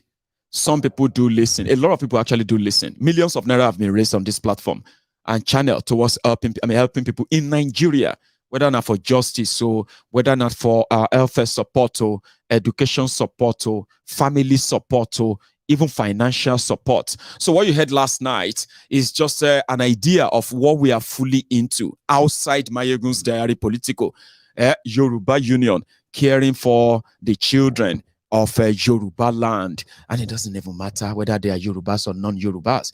Wherever we find any children, any child in any school in Yoruba land that needs every support. And that's exactly what we have been doing. And that's what we want to expand so that their parents who are also our members too, their teachers who are our members too, including some of them who are medical practitioners who are our members. And we are spreading this enough that our strategy is going to work. And a lot of you responded last night when you started making inquiries on how can you adopt any child or children, and what does it take to be a sponsor of a child. So you can sponsor a child or children in Yoruba land, and they are of different categories, by the way. The children who are like needed financial support on their education and all that, and those who need financial support, who need extra support, like children with special needs, like disability and all that. We have them in Yoruba land. We want to impact on their life. We want to help reduce the numbers of our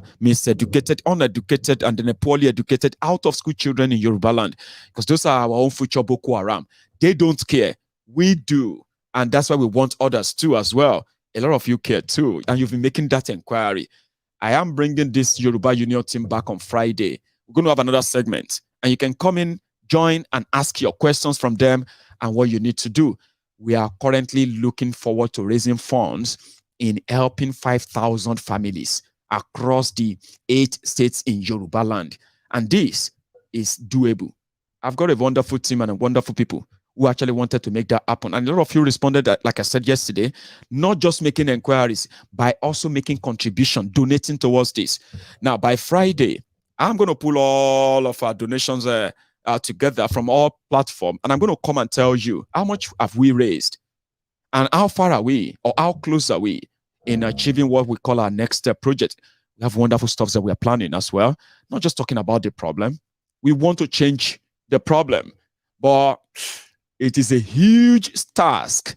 But with your support, I think it's doable. If we are many, there is so much power in number. I will show you. So don't go anywhere. I'm coming back to take calls. And like I said, please like this broadcast, share it, subscribe. And thank you. You got me to over 81,000. We are now over 81,000 subscribers on YouTube. We are 19,000 subscribers away from 100,000. Do you think we can get to that 100,000 before the end of this year? I think we can. I don't know. I think we can. 19,000 more. Will be home and dry. Don't go anywhere. Ma, go make my tea. Then we'll start taking calls tonight.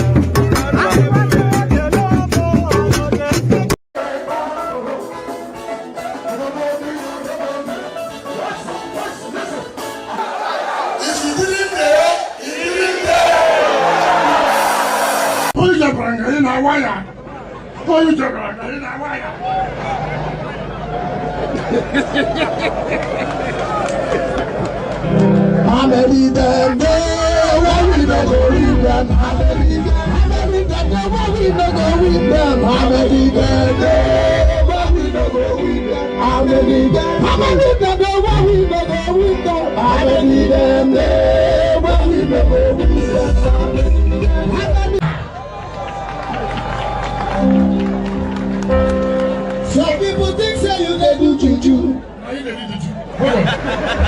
If this is a joke, they will never go free. Them dey bone face oh yeah, na who them dey bone face for. Easy body yeah, you're so wicked they walk oh. You know, as I'm watching on television now, they paint them. That is all. And they sweet them. When they see me appear like this, they paint them. And I promise them, I'm here to bury them. I see they paint them, they sweet us. I see they rain us, they pay. When you say I see they paint them, they see. You go there, sweet us. Hello there. Hello, Mayego, how are you? I am very well, sir. How are you? Yeah, this is Steve from Canada. Steve from Canada. How are you? Yes, sir. Yeah, thank you for the good job you are doing, and so much appreciated. Thank you, sir. I pray that God will continue to bless you. Amen. I just want to make 2 or 3 quick comments. Please. Number one is about call. You know that there is something, that an evil person knows how to do. And the devil is very, very determined to do that. That is to kill, to steal, and to destroy. That's right. So, and that is what is noted for. And if you check his antecedents, you can say that it happened among Afenifere. I divided Afenifere, then Yoruba nation. Mm-hmm. And now he said he's coming to rule Nigeria. Even though if it gets in May 29, I'm just sorry for Nigeria, because a wicked person cannot have any good thing to do for Nigeria. That's just the truth. So his own, as they are fighting him here, if they are fighting me in the north, first thing, so how do I divide the north? If they are fighting me in the east, how do I divide the east? They are fighting in the West. How many people do you want to divide? How many do you want to? Yeah, how many group would you want to divide? So that is, that is where the problem, is. Number two is the judiciary. I'm just sorry for the lawyers in Nigeria because if the judiciary are so corrupt, what is the sense of reading law? Why is spending that number of years to go and read law in the university and then go to law school? You just make a caricature of the profession. That is all.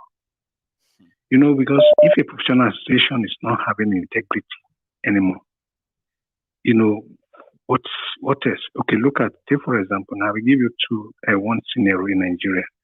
There are these two institutes, Institute of Chartered Accountants of Nigeria, and there's another one called the Association of National Accountants of Nigeria, ANA. So IDB created ANA, according to what I have, to spite ICANN, for one thing. But ICANN maintain what is called integrity. They never, compromise.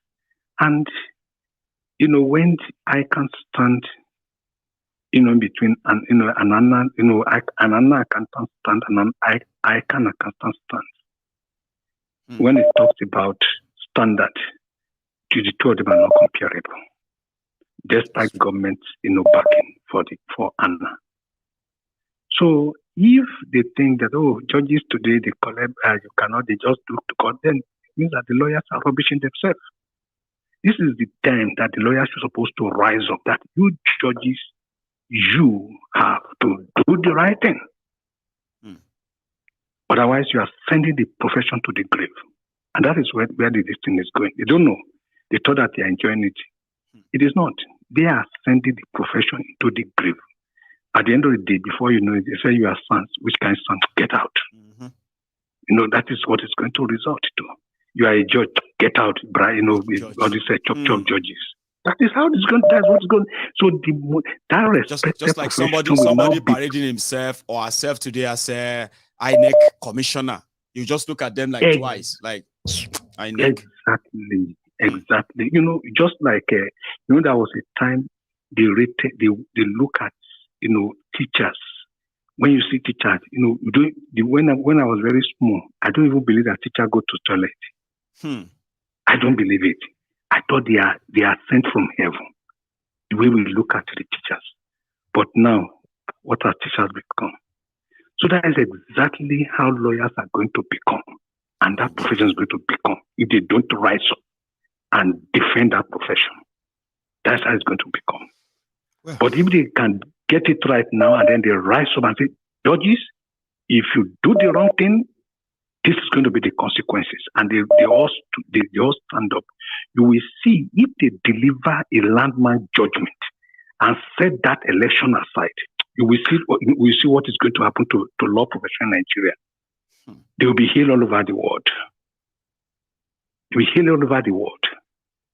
But I don't think they will do something like that. I just pray they will do something like that. But if they don't, that is it. So another one is for the followers of this in this so-called the Aguda minds. I think most of them, because I know the time when Buhari was coming, we were shouting, this man doesn't have anything. He said, get out, what are you talking about? He's a military man, he can do anything. This one, get out. You say, what are you talking about? But now, if you will not be, to be surprised with that some of these Agbado are now abusing Buhari now. They are. They can't wait for him to be gone and start blaming him for things they couldn't say for 80 years. They will start saying them now. Their own is coming. Yes. Their own is coming. They will hate this man more than more than what I call a shit. They will hate him more than shit. That is the way I will describe it. Lastly, somebody mentioned something on the television the other day that there is this case that has been in the court of this man since November. That case never came up. the case of this certificate issue. Which one is that? That was okay. I think in the Chicago University case, and this that was filed by one lawyer from Nahuru also. I was filed in the Federal High Court. That case is November last year. Since last year. That shows how corrupt the judiciary is. And I know that something might have transpired. They don't allow that case to come up. They won't let it see the light of the day. And then whenever it comes out, they will throw it out for lack of and whenever evidence. They will throw it out for lack of evidence or one technicality. Or one technical issue. To say it, again, the judiciary, that law profession, is digging his grave in Nigeria. Thank you so much, time Steve. for them. Let me take another one. Thank you. Yes, sir. Yeah. That's Steve from Canada. I have another caller on the line. Hello there. Hello, my good general. Hey, Prince Jejeman. How are you? Yeah, Baba, this is Prince Jejeman.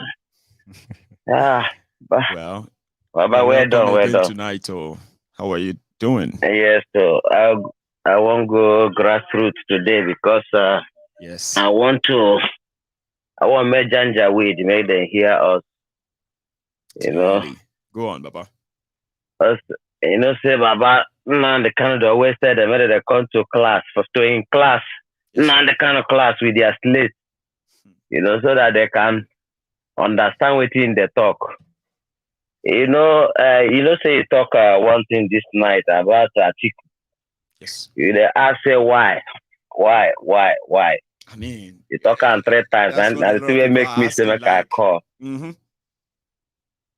You see, my ego Atiku, say he's a serial contestant. Yes. Okay. It's just like a Buhari. You understand? When you see people that are desperate like that, they have a aim. They have a dangerous aim. Okay. And you see, Atiku is what we call the Agadagbachiruzo. Say that again. Agadagbachiruzo. Agadagbachiruzo. Yes. Agadagbachiruzo. It's like what does that mean? It's like a thorn that blocks the access where people do pass.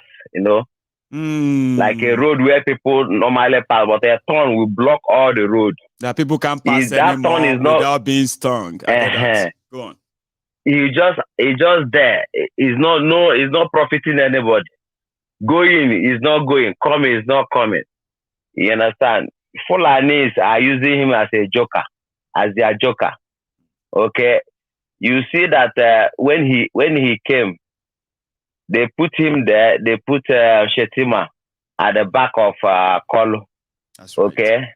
And you see, the reason why they put him there is that's why they are after the election, their selection, they make sure that he's number 2 man, so that when you fight, when everybody begins the fight, both old mama and pikin, mama papa pikin, when all of on a fight, on I say okay, call make them come out call for ona. When I go see enter for the Janjaweed hand. We are back that in the hand of Janjaweed. Janjaweed. That is article for you. Okay. So he is a joker. He's a joker of the Fulani that has captured the seat of power in Nigeria. So my brother, this as it is take there now. Yes, sir. My prayer is that Oduduwa nation people, let them have their own security. That is not like Pepper Tiger, like Omoteku. Okay, let them. That's my only prayer. Because what is happening in Southern Sudan now, you explain it so very well for us. Yes. What is happening? All the monsters that they've created, all this ISWAP, Boko Haram, Fulani henchmen, You know, all this one, they call them terrorists. Then they create another terrorist that they don't want people to call a terrorist, but they say it's bandits. People that can shoot down planes. They are telling us that they are bandits. I see you get that. You get my Prince Jejeman. Prince Jejeman. You remember Yes, that Baba. time when they told Yes, us that those who were killing people in Nigeria or kidnapping people in Nigeria, when Layamo told us that there were people from Libya, Chad, Niger, as well as from all this Sahel, until they started asking us to give them our land. Then we now realize that they were actually the one who sponsored them. They said because of the fall of Gaddafi, Exactly. that is why Nigeria is experiencing terrorism. Now that Janjaweed leader in Sudan is likely going to take over Sudan. So what is going to be the future of Nigeria now that we have Sudan and Libya and Janjaweed in charge? I just thought I should throw that in, because what would Tinubu now say is the reason why when this thing continues, Sudan, maybe because of Sudan, Janjaweed. My brother, you know, say that Janjaweed, now they are Boko Haram there. You understand me? All this one where they don't create now, definitely Nigeria is going to go break up. And when Nigeria break up, all these their children that they give plates as Alama Jare on the street, they are going to stand up against them, just as it's happening in Sudan now. Because the government empower the terrorist government, just as we have in Nigeria now. They are the one that created that Janjaweed. That's their type of Boko Haram in the Sudan. Now, when Nigeria finally break up, because Benue people that they are killing like this, they are not cool, they are human beings. The people in Southern Kaduna that they are killing, they are human beings. So all these people, definitely, all of them are in the middle belt. I believe it so. Definitely, they don't want to belong to. They not be north. They be middle belt. No, there can never be north, because you cannot be killing me and I will be calling us north and we'll be joining you. It's only mad person. Even mad person self, if you match him in block us, you know, you only match him once. It go react. You know, so Baba, now the thing where Atiku be that so make everybody an obedient. Make them know say we don't. They make them forget that court. That court where they there, na tanko technicality. Because people they don't take nepotism, cement everywhere with cow shit. You know, if they expect they give them judgment inside their court, then they waste their time. Because already, before they even give Kolu the trophy, they already don't wait them for inside court. They made them come there. That's why after they give her the thing, they say, well, you want to talk, I go to court, you want to, and the court again, they go meet you, they go stand for middle of the road. They don't even want you to enter the tumult of the court. You enter the court. At least, yeah. Now, so my brother, everybody, if you want, should we see that restructuring where they talked before, where they go live and go shook here, decide is their terrorist selection. Now there they take shook their head inside Wahala, where I don't know where they carry them go. That woman where they shout, I don't know where they carry me go. Now there Nigeria there now. Help me. Help me. You remember where she be? Ma, go bring her. I remember. You want to see her? I will not allow you to. Help me. If they carry me, they go, we are not know. Help me. I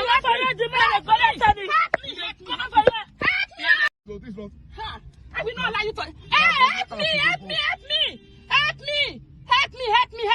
me. If they carry me, they go, we are not know.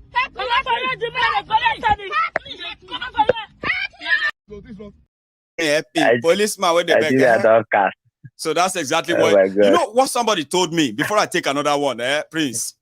Somebody told me, even though I don't want anybody to hold this, but at least you will remember my ego mentioned it. They said one of the things that Tinubu wanted to do to kind of sway the South and win the South to his side after all that happened, when they swear him in, is to say he's going to call for national conference. and restructuring should be top of it. Now, you didn't hear that from me. But again, it's part of what they are trying to... There are many things, but these guys are so bigoted that doing that may just be like, maybe we are just trying to be nice. We don't want to be nice. Whatever happens. Prince, let me take another call. Okay, Baba. Thank you. Carry on. Yes, sir. So people actually told me that. Somebody said that one of the things he wants to do, that's why he's waiting for these people to package him. Hello there. Hello, sir. Yes, sir. My good general. Yes, sir. How are you? I'm so glad I got through today. I'm very glad that you never stopped trying. So it's good to have you, sir. Please. Yeah. This is my second time calling in. Thank you. My name is Olawale Akaji. I'm calling from Baltimore, US. Fantastic, sir. I want to say, yes, sir. I want to say that I'm one of those people that really believe in Buhari. I waited for him, and I really thought he's gonna make a difference. Right. When APC brought him to the to the political front by the help of Tinubu. But right now, we are all full of regret. Many people. But I'm going to tell you right now. Yes, sir. I don't fully share your opinion or your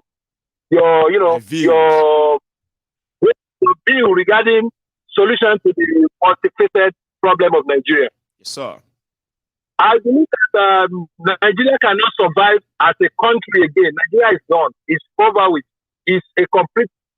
They are running a failed they say we are exaggerating, but whenever they found out, they come back with the same exclamations. They say, man, Nigeria is done for. So I can't count how many videos that I actually shared during their charade, where people are recording video of what is happening, and they are saying it there that this country is gone. This country is finished. Man, look at what is going on. Look at this. Man, Nigeria is gone. I can't see how many. I can't see how many times. Let me tell you. Let me share my own personal experience. I was in Nigeria last year, November. Right. From November 1 to the end of the year, I was in Nigeria. Wow. So I stayed in Lagos the first week. On Friday, I drove down to Ibadan. Ibadan is my home. I live in Ibadan. I'm from Ibadan. Yes, sir. So while going, I've not been in Nigeria for about 6 years now. Oh. So on my way, I discovered that the expressway between Ibadan and Lagos is not as busy as it was the last time I went home. Nobody told me nothing. I didn't know nothing.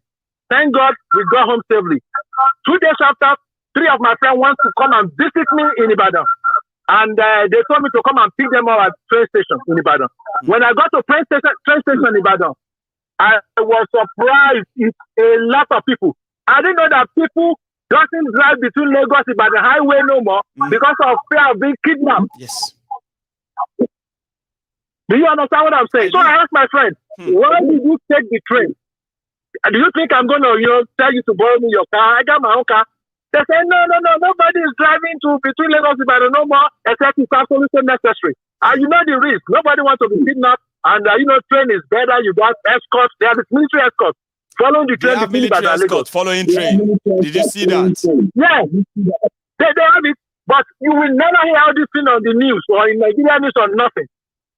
So cut it short. I left Lagos on Friday. The following Saturday, 3 vehicles were blocked, and the people there were kidnapped by these bandits between Lagos and the highway. Wow! I was lucky to have escaped. Personal now experience. I'm in the US. I'm in the US. I don't know when I will go back home because I don't want to be kidnapped. So this is, I know a lot of people are listening to me right now by your program. Yes. It is real. Nowhere is safe at home. Nowhere. I knew what happened in Ibadan between the short time I said between 1 month. I don't want to be going into detail. I don't want to waste time. Now, my own view of Nigeria is that the way things are, Nigeria cannot survive as a state. It has to break up. But even the Christian in the Bible, the Bible says that there is no forgiveness of sin without the shedding of the blood. People have to die. If we think the people that hold Nigeria hostage, we are going to let it go easy by protesting, by carrying play cards, They're gonna be killing us. We will be dying without getting a result. Trust me. That is my own stance. I was part of here in United States. I was paying my money before I eventually left when I realized that they lost focus on what they really want to do. So I don't join them no more. We used to have a meeting every Sunday at 6 p.m. I don't participate no more because they have lost focus. Well, any part of the country that needs to go, they need to borrow a leaf from what the East is doing. What the Eastern part, what the Igbos are doing, what they are doing. People are condemning it. But whether we want to die without fighting back, or we want to die by fighting for what we believe in, we are going to die any day anyway. Well, we have to choose one. We have to choose one. So the people that hold Nigeria at the government, they are not ready to let it go. No, they won't let go without a fight. We all know that. Everybody is just trying to find their bearing around it. At the end of the day, like you said, we all come to that reality. Thank you so much, Sir Olawa. Let me take another one because that call seems to have started echoing back somehow. General! Oh my God! How are you doing, Ababa? Olumide from Canada. I'm so happy to get you. Olu, I'm happy because I could feel that happiness. So I think it must be really, really, really worth it. I appreciate you, Baba. Yeah. What I want to say, in fact, it's so sad. I know. It's so sad that the country has to be in a surreal of what we are seeing. Man, it's so sad. Well, I will use this opportunity to thank you. You might need to help us mute the broadcast. Somehow it's echoing back as well, if that's possible. Or you kind of walk away from the room if possible too, yeah. So we can hear ourselves clearly. Thank you. Yeah. Okay, thank you so much. Yeah, and I don't want to lose you, please. Yeah. Can you? Yeah. General, I will quickly make up some points. You see, it's clearer now. Go on. I've been watching you for so long, and I'm so happy we have people like you. Still making things happening. It's frustrating sometimes when you look back home and see what is going on. I mean, and it's touching me so much when I see people in Lagos State. They are still looking at people like Tinubu to put them in the position they are. I cry. I weep when I look at you every day. When I see you, when I'm listening to you, when I'm listening to you, we have so much intellectual people living in Nigeria, even home and abroad. We living in Canada as a whole, even in America. Let's talk about people, majority of people that really appreciate who is Tinubu in Lagos State. Lagos, the children of the soul of Lagos State will ask his family. Because where Nigeria is going, one day will come and we'll look back at this. Thank God we have diary. Yes, so when we need to bring things out, we'll go back to the diary, my own diary, and say, this is what was happening there. We will not see. And open them more. We will never let them present criminals it's sad, to our children. We can't go home. You know what I mean? Our children will not grow up and worship criminals as heroes. We will not let them tell the story. We will tell the story. And that's why we have the diary. Amen. We will tell the story. Amen. Amen. I really appreciate you, General. Children that these guys mean well for their future. And this is the future we are witnessing now. We'll tell our story, Baba. It's a shame. And it is sad. Thank you so much. God will bless you, General. Yes, sir. We appreciate you from Canada. We watch you a lot. Thank you very much. Keep on the good work. Olu. One love, bro. One love, Baba. Thank you so much. I appreciate you. So that's a brilliant one there. I have another caller on the line, a veteran here. Osita. One name. Yes, one name, my brother. How are you today, sir? I'm just coming in. I missed out. So then that means you are going to have to be brief with us there if you didn't have all the details, except if you just want to be Osita, being Osita. So I want to compliment what the two previous callers have said.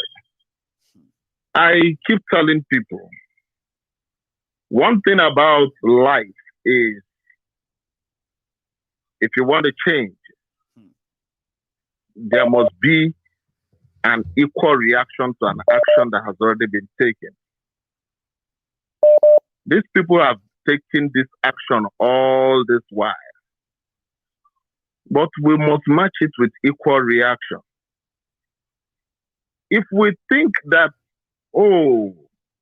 that we will go to court and get this thing right, or we think we'll keep talking and talking and we will get this thing right, it is not going to happen just like that. I know. It is more. Believe me, it is not. So what we are clamoring for is a joint effort. Everybody, let us play our own role. The people that knows how to shout, let them shout. The people that knows how to go out on demonstration, let them go to that demonstration. Because I keep telling people, I think this election, the only thing it has done in us, it has done for us, is that it has brought out the anger more in us. Those who were sleeping before, their eyes are opened to reality. That these people are not ready to back down. No, they are not. They won't. These people are not ready to they're not ready to back down until you give them what they really will shake them.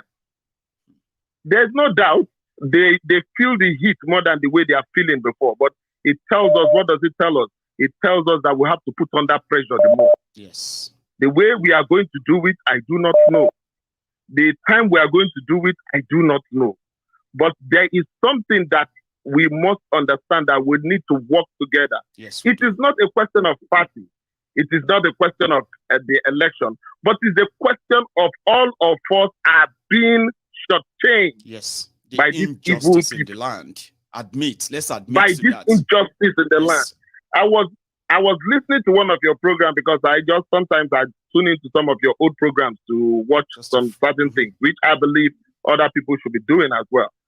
One of the things that you said there was that if we finally break up this union, all of us will go and face our thieves, our rogues in our own way. Yes. If we want to throw them in jail, let us throw them in jail. If we want to skin them alive, let us skin them alive. Yes. But it is better that all of us confront our own little, all these our demigods ourselves. Yes. Than thinking that we want to preserve Nigeria and maybe we will have to, they will set up a panel whereby a Yoruba man will be, an Igbo man. No, this is not what we want as at this time. The country needs to be broken. Then after breaking, then we can come back again to discuss. If we want to be together, which will reunite Africa. Under what condition? Together. Yes. Under what condition? Because I keep telling people, I've been thinking about this thing. This thing has already been on my head for a while. Right. The problem that we are facing in Nigeria is not just the Nigerian problem alone. I wish foreign countries, they are listening to what I'm trying to say. Yes. The problem we are facing in Nigeria is an African issue, whereby before, in time memorial, during the Ottoman Empire, everybody knows that in Africa, the people who were in charge of slave trade were these Arabs. They were in charge of slave trade. They were the ones that traded people from the south, the western part of Africa down to the other side of Africa, to the southern part. They were the ones that traded on slaves.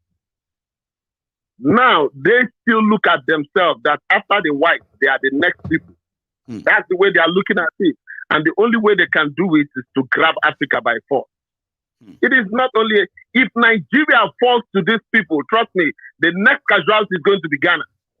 You will see it, and they know that they can overrun Ghana within a little time. So, What I am saying is that anybody that keeps thinking about, oh, after this election, another election again, you are joking. You are joking. You are not going to see anything different. Why not let us put efforts together and end it now? As the reason, I don't care whosoever it is. Anything that has to do with election in Nigeria, it is all brouhaha. No, it's just legitimizing the all what do you call the all illegality. Because if people can sit down and discuss if they want to be part of this, under what condition, if they are scared of having that conversation, then whatever they are doing is not by people's choice. In fact, we know that they don't even have the people's choice. We can see how they got all. If they are scared that we cannot have that discussion, then what is the basis of having the Nigerian call it one country? One country. Thank you very much, my brother. Osita, you should have a wonderful one. You never miss. You are like a sharpshooter. It doesn't matter where you come from. You will always never miss. So I have another caller. Hello there. Hello. Good evening, my husband. Hello, sir. Good evening to you. How are you? I'm fine. You are speaking to Dongada. Sorry, say that again. I'm speaking to Dongada. Hey, Dongada, you are back. How you doing, Baba? Yeah, I'm very fine. Nice one, sir. Please. I tried calling yesterday, and it was very difficult. Like you couldn't even pick up. Well, I understand, Sha. You know, there is something I want to tell you. Oh yeah, now fire. I would like to advise you on one thing. You know, this program you are running, most especially on Facebook and YouTube. Yeah. If you watch, most of the people that usually watch you, because of how long the program is taking, most people that watch you are from abroad. You know, in Nigeria, we don't have this kind of internet, so that will make people to stay long and watch your program. So I will advise, if that will be possible, after your program, sometimes you edit, bring some of those important discussion. Yes, like 5-minute video, 4-minute video, and share it on your Facebook page. It will attract more people to look into it, and I believe it will get more people interested in your program. That's brilliant. So that is my first. I'll look into that. Yeah. So secondly, I want to talk about the issue of all these people celebrating the return of Buhari, the return of Tinubu and others. You know, I just stay by, and I'm just sitting behind watching them. It is their time to celebrate, and I want all Nigerians to leave them to celebrate, because time for them to wave is coming. You understand? It is very obvious that Tinubu is not the one in charge of his government. His government is already been taken over. He's already been taken over, and is going to be run by the same Northerners. Look at how silent they are. They are not dragging with anybody. They are not saying anything with anybody. They are just waiting until the swearing in day. Even the day he came back, how many Yorubas were there? You understand? So most of them are waiting after the appointment. They will raise issue and they will start raising hell.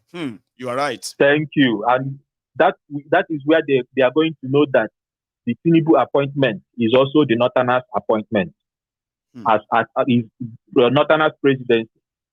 An average Northerner is not going to tolerate what happened in Buhari's government, in Tinubu's government. No, use, for instance, Jonathan's. Never. Thank you. For instance, Jonathan's government. Why did all of them protest and move around with coffin in the country? Because there were kidnapping in some states in Nigeria. Today, the kidnapping has increased. The numbers has increased. Even in Abuja, they kidnapped 29 people from a village in the capital city. And Northerners are not saying anything about it. If it happens in Tinubu's government, then Nigeria will catch fire. You understand? So the issue of people celebrating, I'm not bothered. I wish they could go ahead and celebrate more. And for the Igbos, the saboteurs, people like Okorocha, Ozodema, and all that, I don't want to say anything about them, because they are going to learn their lesson. it have already started. They are going to learn their lessons. They killed so many people just to be indulged in this APC activity and all that. To have a seat at the table, but yet they still don't give them any respect. Well, time will tell. Not at all. Nobody sees their face. Look at Okorocha. Okorocha has been hidden for a very long time. Today he's coming out to see if they will recognize it. But at the end of the day, I'm just sitting back, watching everything, just like I will always follow your program and watch you analyze them, just the way they do their things. And the stupid ones we sit behind and praise them and all that. My fear is the terrorist that is taking over Nigeria. Mayogun, I want to tell you something. Tell me. You see what is happening in Africa today, all the coup that is happening in Africa, both Sudan, both Togo and all that. All these places that is having crisis. It all started from Nigeria. These people were looking up to Nigeria. Today, Nigeria does not have a say in Africa. All these things can happen when Obasanjo was in that seat.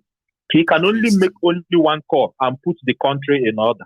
But Buhari don't have a say. You remember that Sao Tome and Principe leader that was in Nigeria one time, and he got overthrown. Yeah. And Obasanjo just told them that he's sending him on the plane back to the country, and they must not stop him from entering the office as the president. And that's what happened. Obasanjo sent him on a presidential plane from Abuja, and they landed in Sao Tome, and they're like, all the coup plotters, they just disappeared. I'm not joking, for real. Of course. That was today, I'm just trying to back up what you said. That was when Nigeria had something similar to leadership. Not anymore. Thank you. When other African countries was looking up to Nigeria, today these people have messed up Nigeria. Nigeria does not even have a say in Nigeria, talk less of another African country. You think they are not watching us? They are watching us. They are seeing all this mess, and they are following the footsteps of what is happening in Nigeria. And I promise you, more and more is going to happen this year and years to come once Nigeria remains like this. So I thank you so much. For for being part of this. So let me take another one too. Thank you very much. Thank you very much. You are like another sharpshooter. I mean, I love these people. Whenever they bring all the ideas in after I've spoken, it makes it more interesting. Hello there. Hello. Hello, sir. How are you? Hello. This is Joe Akinola. Sir Joe. Nice to. Sir Akinola, you changed number, ni? Abi, what happened? It's like you are using two phones. Number 4 now. Number 4. That is very unusual. Anyway, how are you, sir? I'm on diet. 4 or 5 at the same time. Osita has about 3 numbers, and he will be. I think he will put the phones in front of him, and he'll be dialing all of them at the same time. So when one drop, another one is ringing. When that one drop, another one is ringing, and all of that. That's how I got in all the time. People think that I select calls, but they don't know a lot of people actually put in so much to get in. So, sir, absolutely. You are live, please. I just want to, it's great to be talking again on the Temple of the Truth. It's a pleasure, sir. It's always my view that the top 3 candidates in the last elections were all corrupt in a way. Okay. And when you look at Nigeria, I'm sure some people will not agree with that. But I always say the truth. We should have known you by now. As I perceive it. You will speak your mind. Yeah. And then you go. Yeah, sure. Yeah. Go on, sir. As I perceive it. In Nigeria, the level of corruption that is embedded, both, when I hear people shout of, one of my university person was shouting about rigging, this APC rigging, and I know this guy, how he's sorted lecturer throughout his university. Is that not rigging to start with? In essence, so your corrupt party is complaining about rigging, and you're like, no, you shouldn't be the one. Okay, I'm with you. So the reality in Nigeria is that I always tell people, you have a bag of orange. You pick one. Atiku is a looter. Tinubu is a thief. Obi is a scammer. So it's everyone you pick, they are rotting. So if you are not dealing with a bag of orange anymore, you are dealing with a bag of rotten orange. Until in our individual life, we start changing as well. We're never going to get good leaders. Look at the shades of leader we've had. Obasanjo, we know what he did. only maybe this guy, Yaradua, that we could not actually say that was very, very corrupt in a way. Probably do it much for him to be kind of judged too. Yeah. How they follow, sir? I'm following you. So the reality of what we face, even most of these Gen Z that are shouting here and there, most of them are Yahoo plus guys in essence. So, give me a break. Nigeria, we know that country cannot succeed. We need our country to separate so that everybody can go their own way. That is the only solution on the table. Any other thing, let the Supreme Court now declare Obi is a winner so that you are going to be happy. That is not going to save Nigeria. The Supreme Court retains Kolu, it's not going to save Nigeria. No. If Atiku is asking for a rerun of election, none of them is ever going to save that country. Until we start celebrating the real heroes of freedom, people like Kanu, people like Igbo, these are the real people of heroes that are fighting for our freedom. Not Obi was governor for 8 years. I am with Seun Kuti on this. Seun Kuti showed his Twitter when Obi was governor. How a lot of people were saying this man is bad, is worse, is this, is that. Right. I'm not saying that if that is enough reason for him to be cheated out of the election. I'm not supporting any rigging and all that kind of stuff. Without ignoring the legality done. Okay, I'm following. Yes, you, I'm not excusing that. I'm not excusing that in essence. But I know for sure that none of them was the people, the top three, was the solution to Nigeria's problem in essence. And I saw a lot of obedience blaming Omowole. I know it couldn't win Nigeria. Nigeria, we are so corrupt, and we should start taking responsibility instead of diverting our attention to one single guy. Do you know that if they maintain the structure in Nigeria and Kolu leaves, I can give you 100% guarantee it's going to be replaced by another corrupt guy. Of course, they have thousands already on his trail, so nothing changes. Just the name. It's just like Ibadan. You know the person who is next. You know the person who is next. So in Nigeria political structure, we have chains of corrupt leaders that are going to take over from one another, and the same story that our grandparents told, same one our father are telling, and the same one we are saying now, the same one our children will say if we don't break that corrupt structure in the country and let everybody go their own way. A cycle of madness, catch-22. So yes, for obedience, kudos for what you did. I think Obi ran the best campaign in the election. But I knew that it's going nowhere, in essence. And what will I say about Kolu? He outsmarted all of them in a corrupt way, like Nigeria way, in a way. We have Atiku, who is also very bad in running every election, maybe until 100. He will continue to run to the president of Nigeria. Anyway, so but the reality. Yeah, let me take another one. Like we always manage the time as well. Thank you very much. You've dropped. Yeah, thank you very much. Thank you very much, General. You should be used to the reactions anyway. Every time you drop that, people are always going to respond. However, here is my another caller on the line. My man,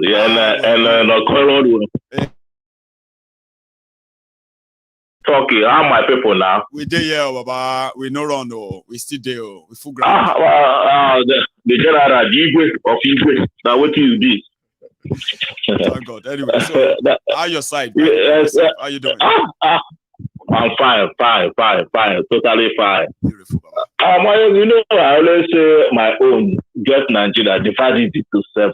That's how united Nigeria. People, all this Atiku, Obi, my brother, all this, we will not be talking about all those things. But there's one thing I always see in our life. Swearing is Tinubu is 50-50, arrested is 50-50. It's 50-50. Buhari may change tomorrow. We are Kaki. He's the commander-in-chief of army forces. And not what will happen in Nigeria. Wow. He can wear Kaki tomorrow. Say all this thing. Okay, let us settle. If you wear Kaki, nobody queries him. He's commander-in-chief. Yeah. He's commander-in-chief. He's commander-in-chief. He will throw all the constitution, throw it out. He's commander-in-chief. Nobody queries him. Yes, he has the power. Actually will stand up and say, may Buhari continue, even if it's illegal. Sure, you know, I know people will go talk and they go fight and they go tell you, say, because, you know, but you are right. It's mad. But he's a commander-in-chief because Nigeria is a lawless country. It is a lawless place. Yeah.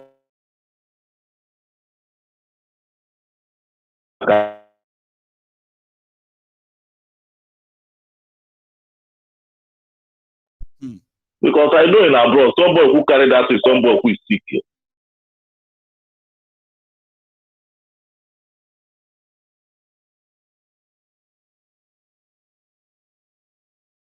Yes, I did pray. Yeah, Baba, continue.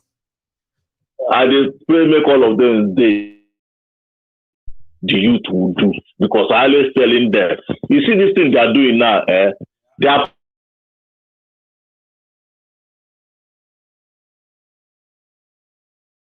they don't care. As you know, I always try to go and play former governor Donald Duke what he said, and I see that I listen to what that man said, Donald Duke. These boys have nothing to lose, and people never get it. These boys you are seeing, they have nothing to lose. They may decide, okay, if you can do this, let us do it. And now let me go to that other than Apapa. You see, Lamidi Apapa. In the next few days, it go make announcement. Everybody go say lie. But now later they go no say more. People dey behind them. That's when they push. Like seriously. No. You know, you see that way they push. You go push and go. But for B, because I have read and I met people from legal people who knows this. That one is but that Apapa, you know, if you walk like that Apapa, the way they go drop them when the time comes. You saw those who when they shout Tinubu, drop it for Femika, all of them, he will drop them. I'm telling you. And he go try to okay. If like say yourself don't become one of those where we say maybe Tinubu will shock a lot of people just to win a lot of people by dropping some people that they consider the marketing him. Like and the way you talk, and then you just bring people who say, well, I think I like her now, something like that.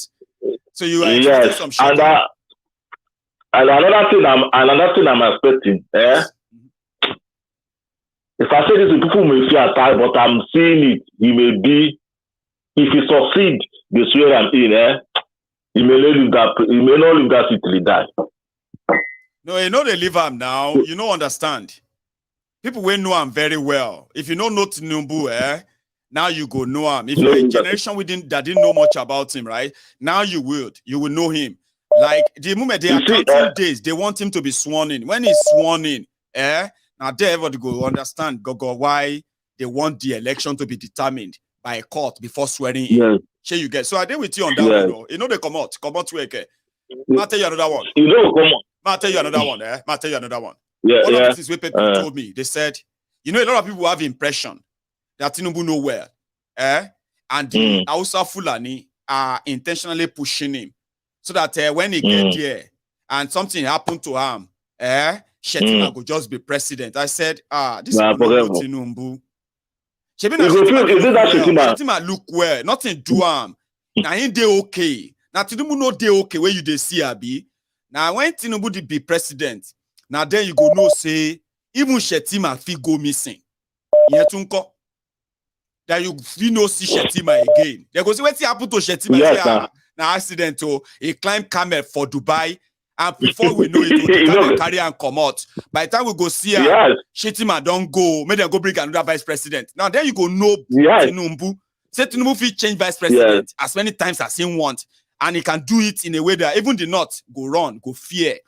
But so they say that one no be now on our olden days. This Tinubu no get sense again. I said, okay, una go find out. Give it time. But the only fear I won't get, if you meet Tinubu now, you get some fear because you get people where they just they look.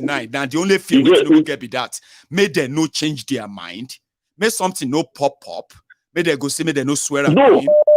Now waiting me. You see those people, you know that always tell people, there's a vacuum. You see that vacuum? On that swearing day, anything will happen. Yeah. Because you can say the way somebody tell me, and those people, and those generals, they are not smiling. They don't want to talk. They just they look. They plan what they plan. Just they plan up. If you come to work, they believe that kind of thing because people they talk more. Because even me, they believe say the general, the army in Nigeria, they no respect them. But Baba, I can't go get a second thought. I can't realize say some of you they refer to the Nigerian army where you know. You don't forget say this one Buhari army compromised already. Majority of them are now just wearing that uniform. They are politicians too. They don't see money. It don't turn to business. They don't fight war. They don't fight terrorists. Now business now. Yes. So you get. So Tinubu na drug dealer. Now deal they make people. So if general see deal, una go they surprise the level where they go take protect them. That's my own theory. You know only that.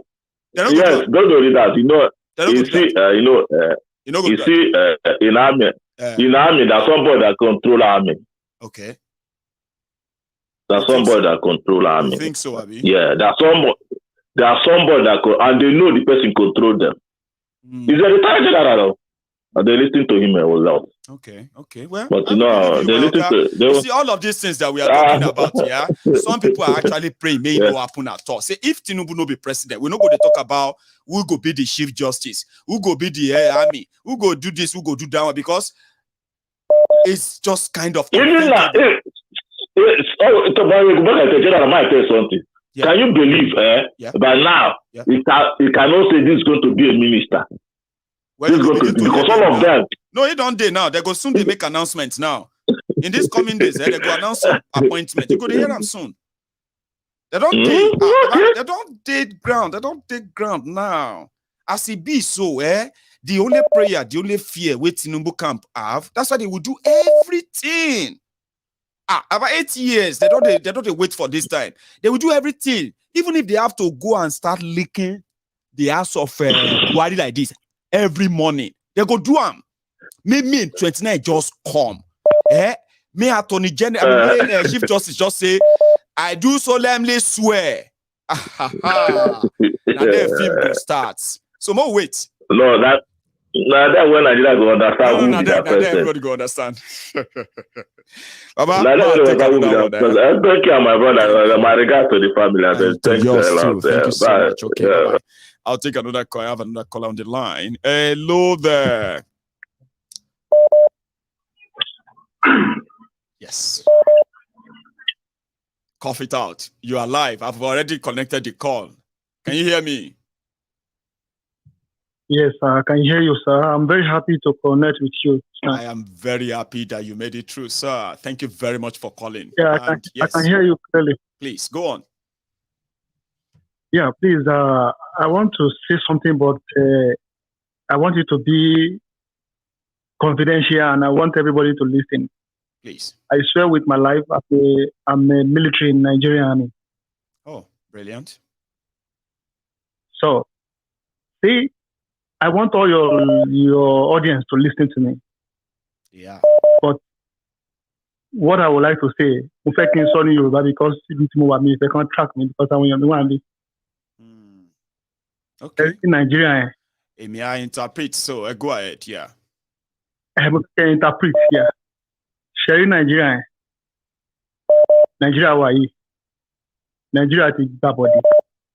Especially àwọn ọ̀gá tó jẹ́ general àwọn èèyàn tó jẹ́ ọlọ́pàá tó jẹ́ kíyàn wọ́n ti ra gbogbo wọn. The best thing tó bá ṣẹlẹ̀ ní Nàìjíríà ni ká pín. Mi ìfẹ́ dárúkọ mi, I would not like to mention my name. Right. But Ọlọ́run mọ̀, God is my witness that I'm a military in Nigeria. Even I send message to you. Mo send message to you, DM me. Pé èmi ti ready to where Louis sílẹ̀ because any moment from now anything ló lè ṣẹlẹ̀ ní Nàìjíríà yìí. Oríṣiríṣi nǹkan tó ń lọ lábẹ́nú tí mi gbọ́dọ̀ máa fi òyìnbó sọ lórí security around. Wọ́n ti ra gbogbo àwọn tó jọ̀gá, wọ́n ti ra everybody. I am telling you this. Wọ́n ti ra wọ́n. The only thing in Nigeria ni pé ká máa gbàdúrà everybody dey fight pé kó pín. Sí kò sí solution kan. Gbogbo even anybody sọ̀rọ̀ sí wọn á gbówó fún general tí general kan bá sọ excuse me please. Tí general kan bá fẹ́ mess up tàbí fẹ́ ṣe anything kù báyìí wọ́n máa gbé billions fún ni. So they will destroy everything. Will buy you, can't even see anything. About 2 billion, about 10 billion. Will you see anything? You can't see anything. Just keep quiet. Àwọn ọmọ lẹ́yìn, wọ́n dẹ̀ fi àwọn Nigerian army, àwọn ọlọ́pàá táwọn lọ́pọ̀lọ́ yẹn. Some military, we are very, very daft. Orí wa ò pé. Even some police in Nigeria. Wọ́n kàn fi àwọn junior police àti junior military yẹn, wọ́n kàn fi wọn rúbọ Nigeria. Could you believe pé àwọn army tó ń kú ní Maduguri wọ́n fi wọ́n mass burial náà ń ṣe fún ọ̀pọ̀lọpọ̀ bíi pé àwọn ní Boko Haram. There has been mass burial for so they just leak síta. 10 military will die, they will put all of them in a hole. So they could invest. Most send message already DM me money. My general, please read this message. Money mo fẹ́ kí n kúrò Nigeria can help me because I've been trying to leave this country but àwọn èèyàn olódùkú yìí náà ni but àwọn tó súnmọ́ mi àwọn tó jẹ́ lédè kejì wọn wà lẹ́gbẹ̀ẹ́ níbi ẹni ìtẹ̀kùn gbọ̀n nǹkan tí mo sọ mo ṣe sọ Yorùbá. I was supposed to. Má yẹ kí n jẹ́ kẹ́ sọ̀rọ̀ jù so that àwọn tó ń gbọ́ voice yín wọn ní padà wá lọ recognize ẹ̀ but ìtẹ́ ẹ̀ sọ àti tẹ̀ ti sọ ó ti yẹ ń sìn mo get ẹ̀ nípa ti personal message yẹn ìgẹ́tà síbi tó fi jẹ́ pé mo fi ń miss and all of that ẹ̀ ti get ń sìn but what I'm gonna say ni pé màá lọ kà wọ́n messages yẹn it's about to grasp on it I will respond. Voice ni because mo block ẹnu mi and I change my voice. I'll change my voice. Fair enough now. So well, I will catch up on that message. And then we'll see what happens. We'll see what happens. That will be a contact. Sacrifice all the party military in Nigeria, nothing more. So the best thing for us to just divide and everybody should go on his yeah. Thank you so much, Baba. Let me quickly interpret that for my listeners and then my next call. Hello there. Do you mind hanging on for me for a minute? I want to quickly all right. repeat what that caller said. So my caller, the last caller who spoke in Yoruba, decided to speak in Yoruba. According to him, he's a member of the Nigerian military. He's a soldier. And he attested to the fact that their leadership, the leadership of the military in Nigeria is compromised. There are many generals who have already been paid. And it's pretty much about what they can get from the whole system. So if you think they will speak or speak out or anything that they are seeing or witnessing in the army, they won't. So you can forget and ignore anything or expecting anything from them. And he personally wants to speak to me something more personal, where he said he would love to leave the job and then leave Nigeria because he believe that they are just sacrificing them as just like, pawn in the chess table where they're like just killing them when they send them into harm's way without the adequate protection. And he also said that, could you believe it, that Nigerian soldiers are being buried in shallow graves, now given the proper national burial that you say a soldier, which is a property of the government of Nigeria, in order to hide the number of soldiers that are dying in the hand of the terrorists. So they are giving them mass burial. Imagine you joining the military and you are being buried in a shallow grave, that you are unmarked grave, your family, your relatives, your sacrifice for Nigeria, all gone. So he wants to leave Nigeria. And I know there are friends of mine that can actually make that happen for him. It's just that, we just don't know who to believe and trust anyway. So yeah, that's why he said he's tired and he believed there is nothing, that the only solution he sees in Nigeria is for everybody to break up and go their separate ways. His belief. My caller. Hello there. Yeah, hello, Mayegun. How are you today? I am very well. Thanks for asking. How are you, sir? Yeah, good. Great. This is Comrade calling from Richmond Island. Great. Yeah, Comrade from Richmond. Sir, please. Yeah. Mayegun, I know you're you're an intelligent person. I know that. Because I've been following your program at least for now 8 years now, 8 good years. And to God be the glory. You understand? We've moved around the world. We've seen different things. Yes. I remember I was in Nigeria 10 years back, which I moved around, traveled to Abuja, Lagos. And sometimes when people say something, you understand, we try to understand where the person is coming from. Yeah, the context, you understand? We do respect to, do respect to everybody because we want the country to move forward. That is why we believe in you, we trust in you, and we know that if you have anything against any politician, the way I know you, Mayegu Omo Dogolu, you will speak out. Just the same way I see you won't hide. You won't hide that person. No. So what am I trying to say? Yes, sir. You see, I whenever I come around, I base in Asaba.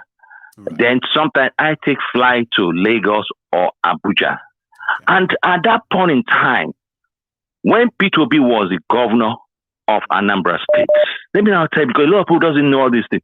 He was the only governor then.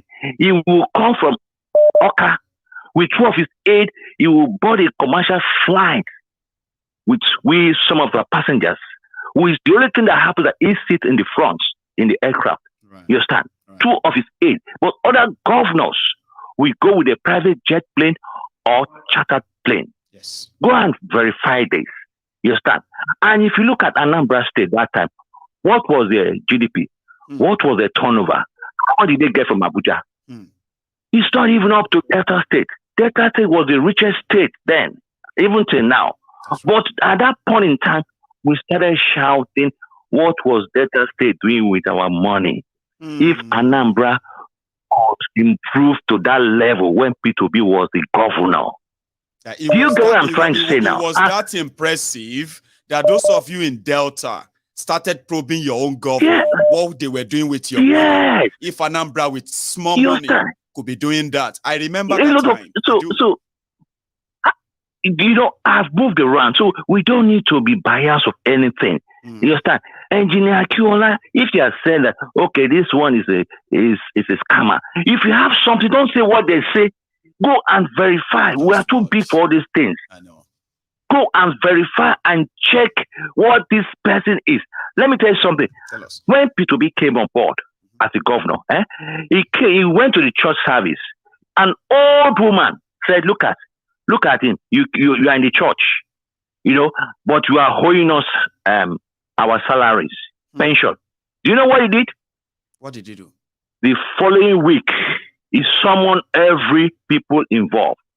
And since then, he started paying people their money. Since when it was still a governor, he never hold anybody penny. Even the pension. True. It never hold a pension or salary or anything for his period. You're right. Yeah. So, you see, we want Nigeria to move forward.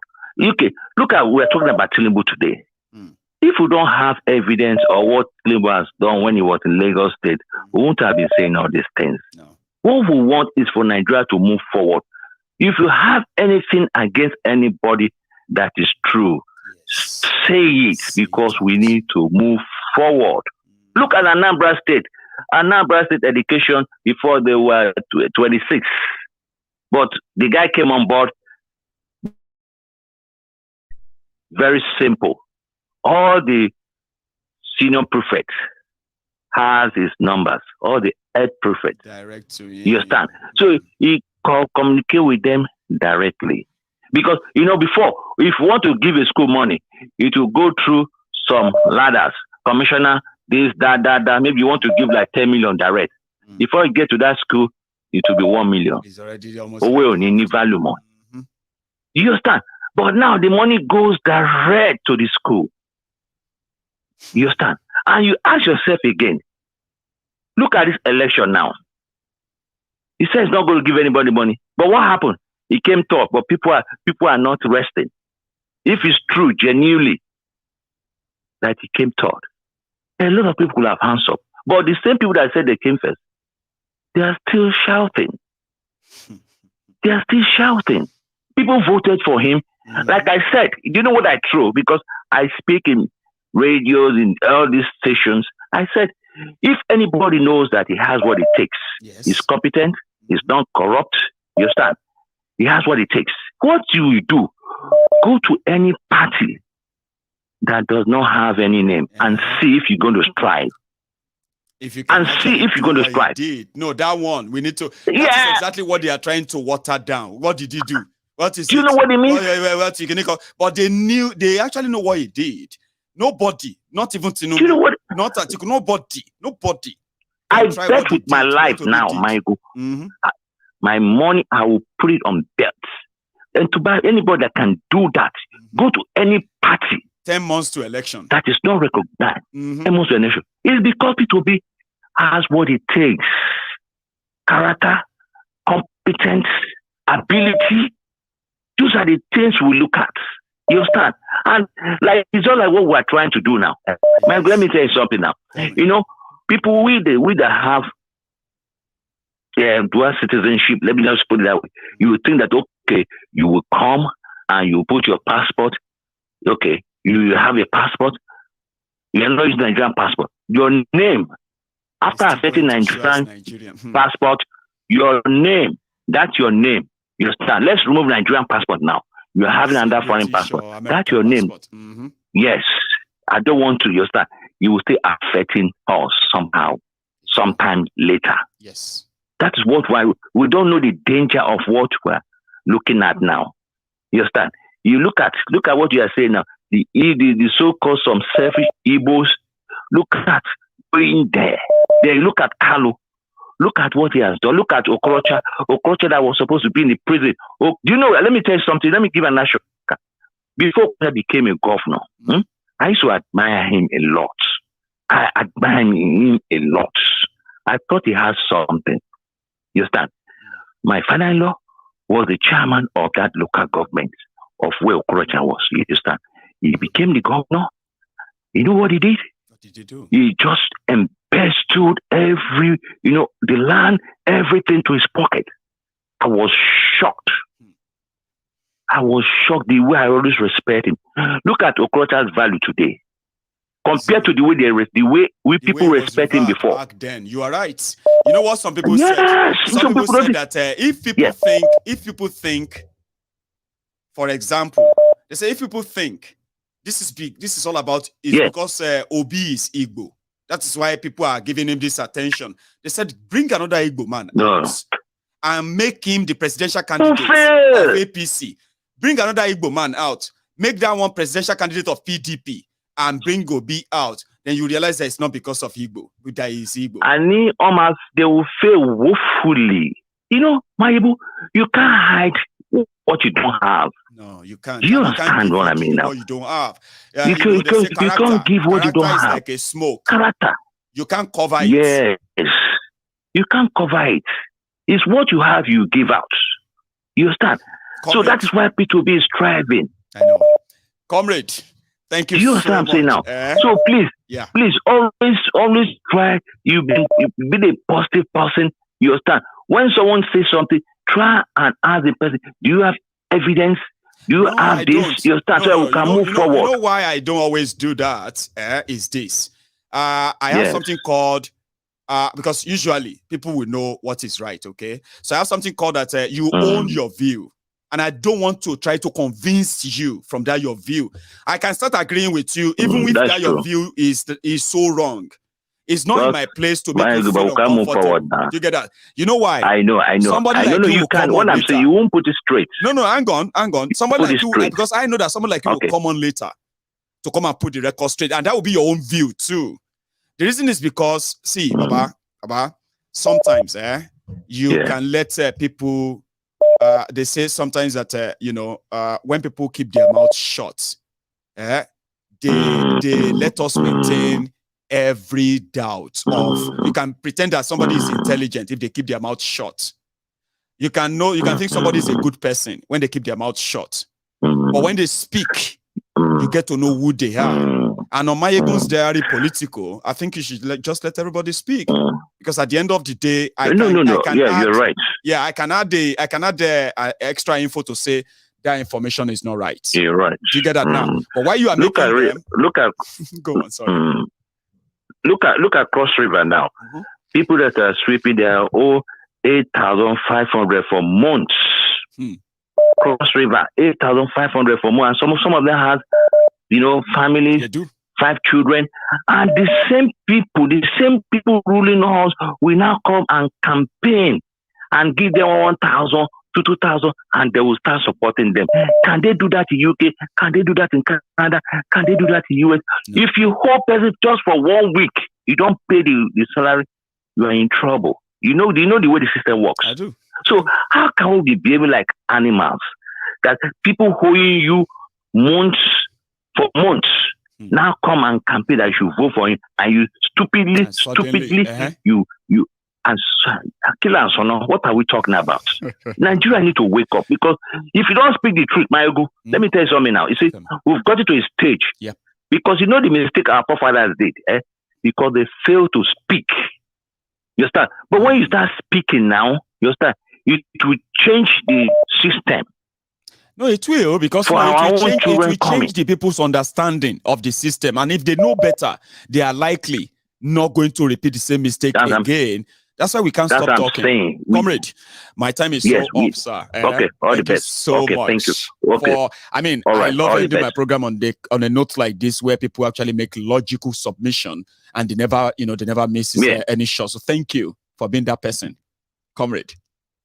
All right. You should have a good evening. Okay. My regards to our people in Richmond. Okay. Say me well to them. And good night, sir. All right. Yes, sir. So this is where we're going to draw the curtains. My time is so up. 3 hours is up. And then if you're watching this, if you're going to watch this later, there are going to be a premiere version in the morning. And there's going to be a replay later in the afternoon. And to everybody who, my friend who advised that I should cut the video, don't gather.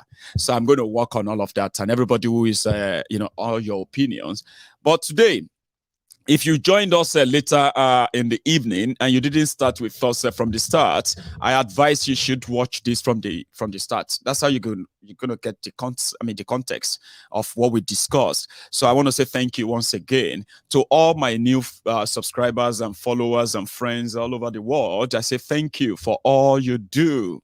Because you do say that to me too. My ego, thank you for all you do. We will continue to thank ourselves, because that's how we do it. We build ourselves. So thank you for the support. Continue to subscribe, and get as many people as possible to hear this message. So thank you.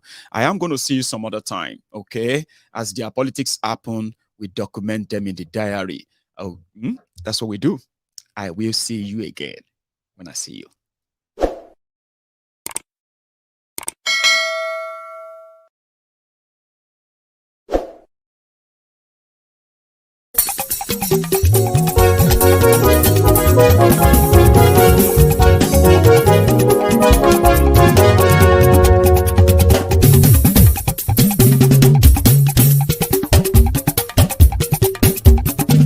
Mayegun làwa mọ̀ làmọ̀ tó dòdòdò.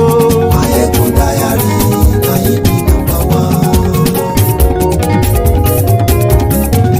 Mayegun làwa mọ̀ làmọ̀ tó dòdòdò. Mayegun dayari láyé bí nàmbà wá. Mayegun ti dé o ọ̀rẹ́ ara yìí. Mayegun dayari láyé bí nàmbà wá. Lórí Facebook, lórí YouTube. Mayegun dayari láyé bí nàmbà wá. Gbogbo bó ṣe ń lọ ni Mayegun já wa sí. Mayegun dayari láyé bí nàmbà wá. Àṣírí ọ̀jẹ̀lú kì í bò níbẹ̀ o. Mayegun dayari láyé bí nàmbà wá. Bó bá ṣe eré àní Mayegun máa wí. Mayegun dayari láyé bí nàmbà wá. Ó sì tún ṣe eré wàá gbọ́ níbẹ̀ o. Mayegun dayari láyé bí nàmbà wá. Mayegun dayari politico. Mayegun dayari láyé bí nàmbà wá. Godfatherism kò sí lọ́rọ̀ Mayegun. Mayegun dayari láyé bí nàmbà wá. Ẹ farabalẹ̀ sẹ́ o kẹgọ́rọ̀ lẹ́nu o. Mayegun dayari láyé bí nàmbà wá. Àní Mayegun làwa mọ̀ tó dòdòdò. Mayegun dayari láyé bí nàmbà wá.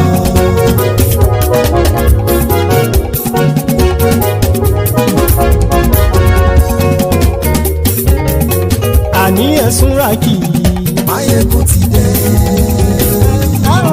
Máyégún ti dé. Ọ̀jẹ̀lú ẹ̀ súnra kì í. Máyégún ti dé.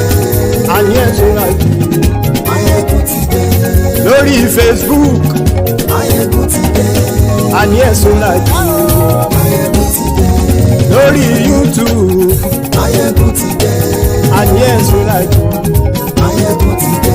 Bọ́ba bá gbé wúrẹ́. Máyégún máa wí. Àní ẹ̀ súnra kì í. Máyégún ti dé. Ijó ìgbádìyẹ.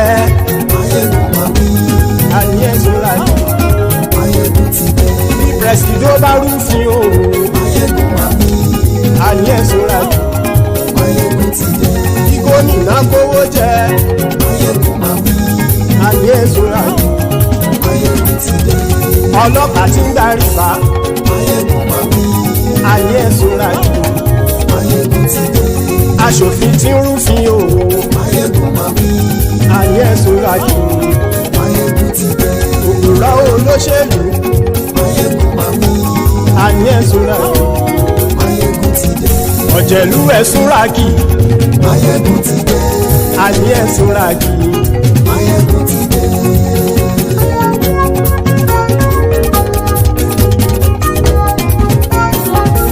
Máyégún ti dé. Gbogbo ọ̀jẹ̀lú ẹ̀ súnra kì í. Máyégún ti dé. Gbogbo ọ̀jẹ̀lú ẹ̀ súnra kì í. Ṣùgbọ́n ní bá ti ṣe èyí tó yẹ kí wọ́n ṣe, ọmọ bá dèrò ní fi wọ́n níran o. Máyégún ti dé. Gbogbo ọ̀jẹ̀lú ẹ̀ súnra kì í. Máyégún ti dé. Gbogbo ọ̀jẹ̀lú ẹ̀ súnra kì í. Ṣùgbọ́n ní bá ti ṣe èyí tó yẹ kí wọ́n ṣe, ọmọ bá dèrò ní fi wọ́n níran. Wọ́n fowó bẹ́ẹ̀ o, Máyégún ó sọ pé wọ́n ò bẹ́ẹ̀. Wọ́n fowó bẹ́ẹ̀, Máyégún ó sọ pé wọ́n ò bẹ́ẹ̀. Oníkanṣá ti ṣe èyí tó yẹ kí wọ́n ṣe, fáwọn ará ìlú tó gbé wọn débẹ̀ o. Máyégún ti dé. Gbogbo ọ̀jẹ̀lú ẹ̀ súnra kì í. Máyégún ti dé. Gbogbo ọ̀jẹ̀lú ẹ̀ súnra kì í. Ṣùgbọ́n ní má ti ṣe yìí tó yẹ kí wọ́n ṣe, ọmọ bá dẹ́rọ̀ ò ní fi wọ́n níran. Kì máa yí ṣe eré, ọ̀rọ̀ yìí kì í ṣe ẹ̀fẹ̀.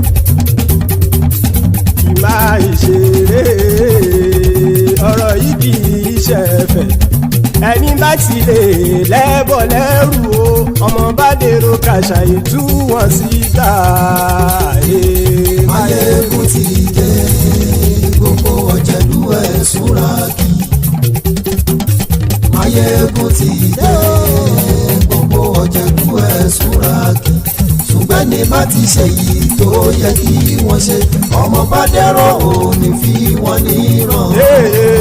Tẹnitẹni ọmọ Máyégún ọ̀rẹ́ ara ìlú mọ̀mọ́ ni mo fọlọ́hún ṣọ́ ẹ̀ bá kìlẹ́bù. Lóòótọ́ olódodo ìlú ọ̀tá ìlú mọ̀mọ́ ni ìwọ ṣá máa ń ṣọ́ra kò sì mọ́ bẹ̀rù. Bọ́tà ń lè rí bóníṣègùn lé káwọn mọ̀mọ́ fi ṣera wọn ni ó ti dẹrùn tí wọn ò gbọ́dọ̀ sì mọ́ bẹ̀. Èèpo ọ̀bọ lọmọ bá dérò tàjẹ́ ò gbọ́dọ̀ jẹ́, ó ti jọba lórí abínú ẹni kò sì mọ́ fòyà. Àìsíwọ́lu ní ẹnìkẹ́ ìgbódì ẹyin lábàrá o, ó kó ẹni tó bá dán wò á kàmù. Máyégún ti dé.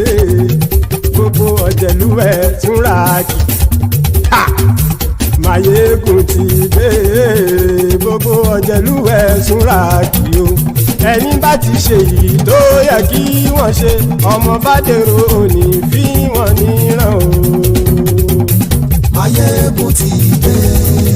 Gbogbo ọ̀jẹ̀lú ẹ̀ súnra kì í. Máyégún ti dé. Gbogbo ọ̀jẹ̀lú ẹ̀ súnra kì í. Ṣùgbọ́n ní bá ti ṣe yìí tó yẹ kí wọ́n ṣe, ọmọ bá dẹ́rọ̀ ò ní fi wọ́n níran.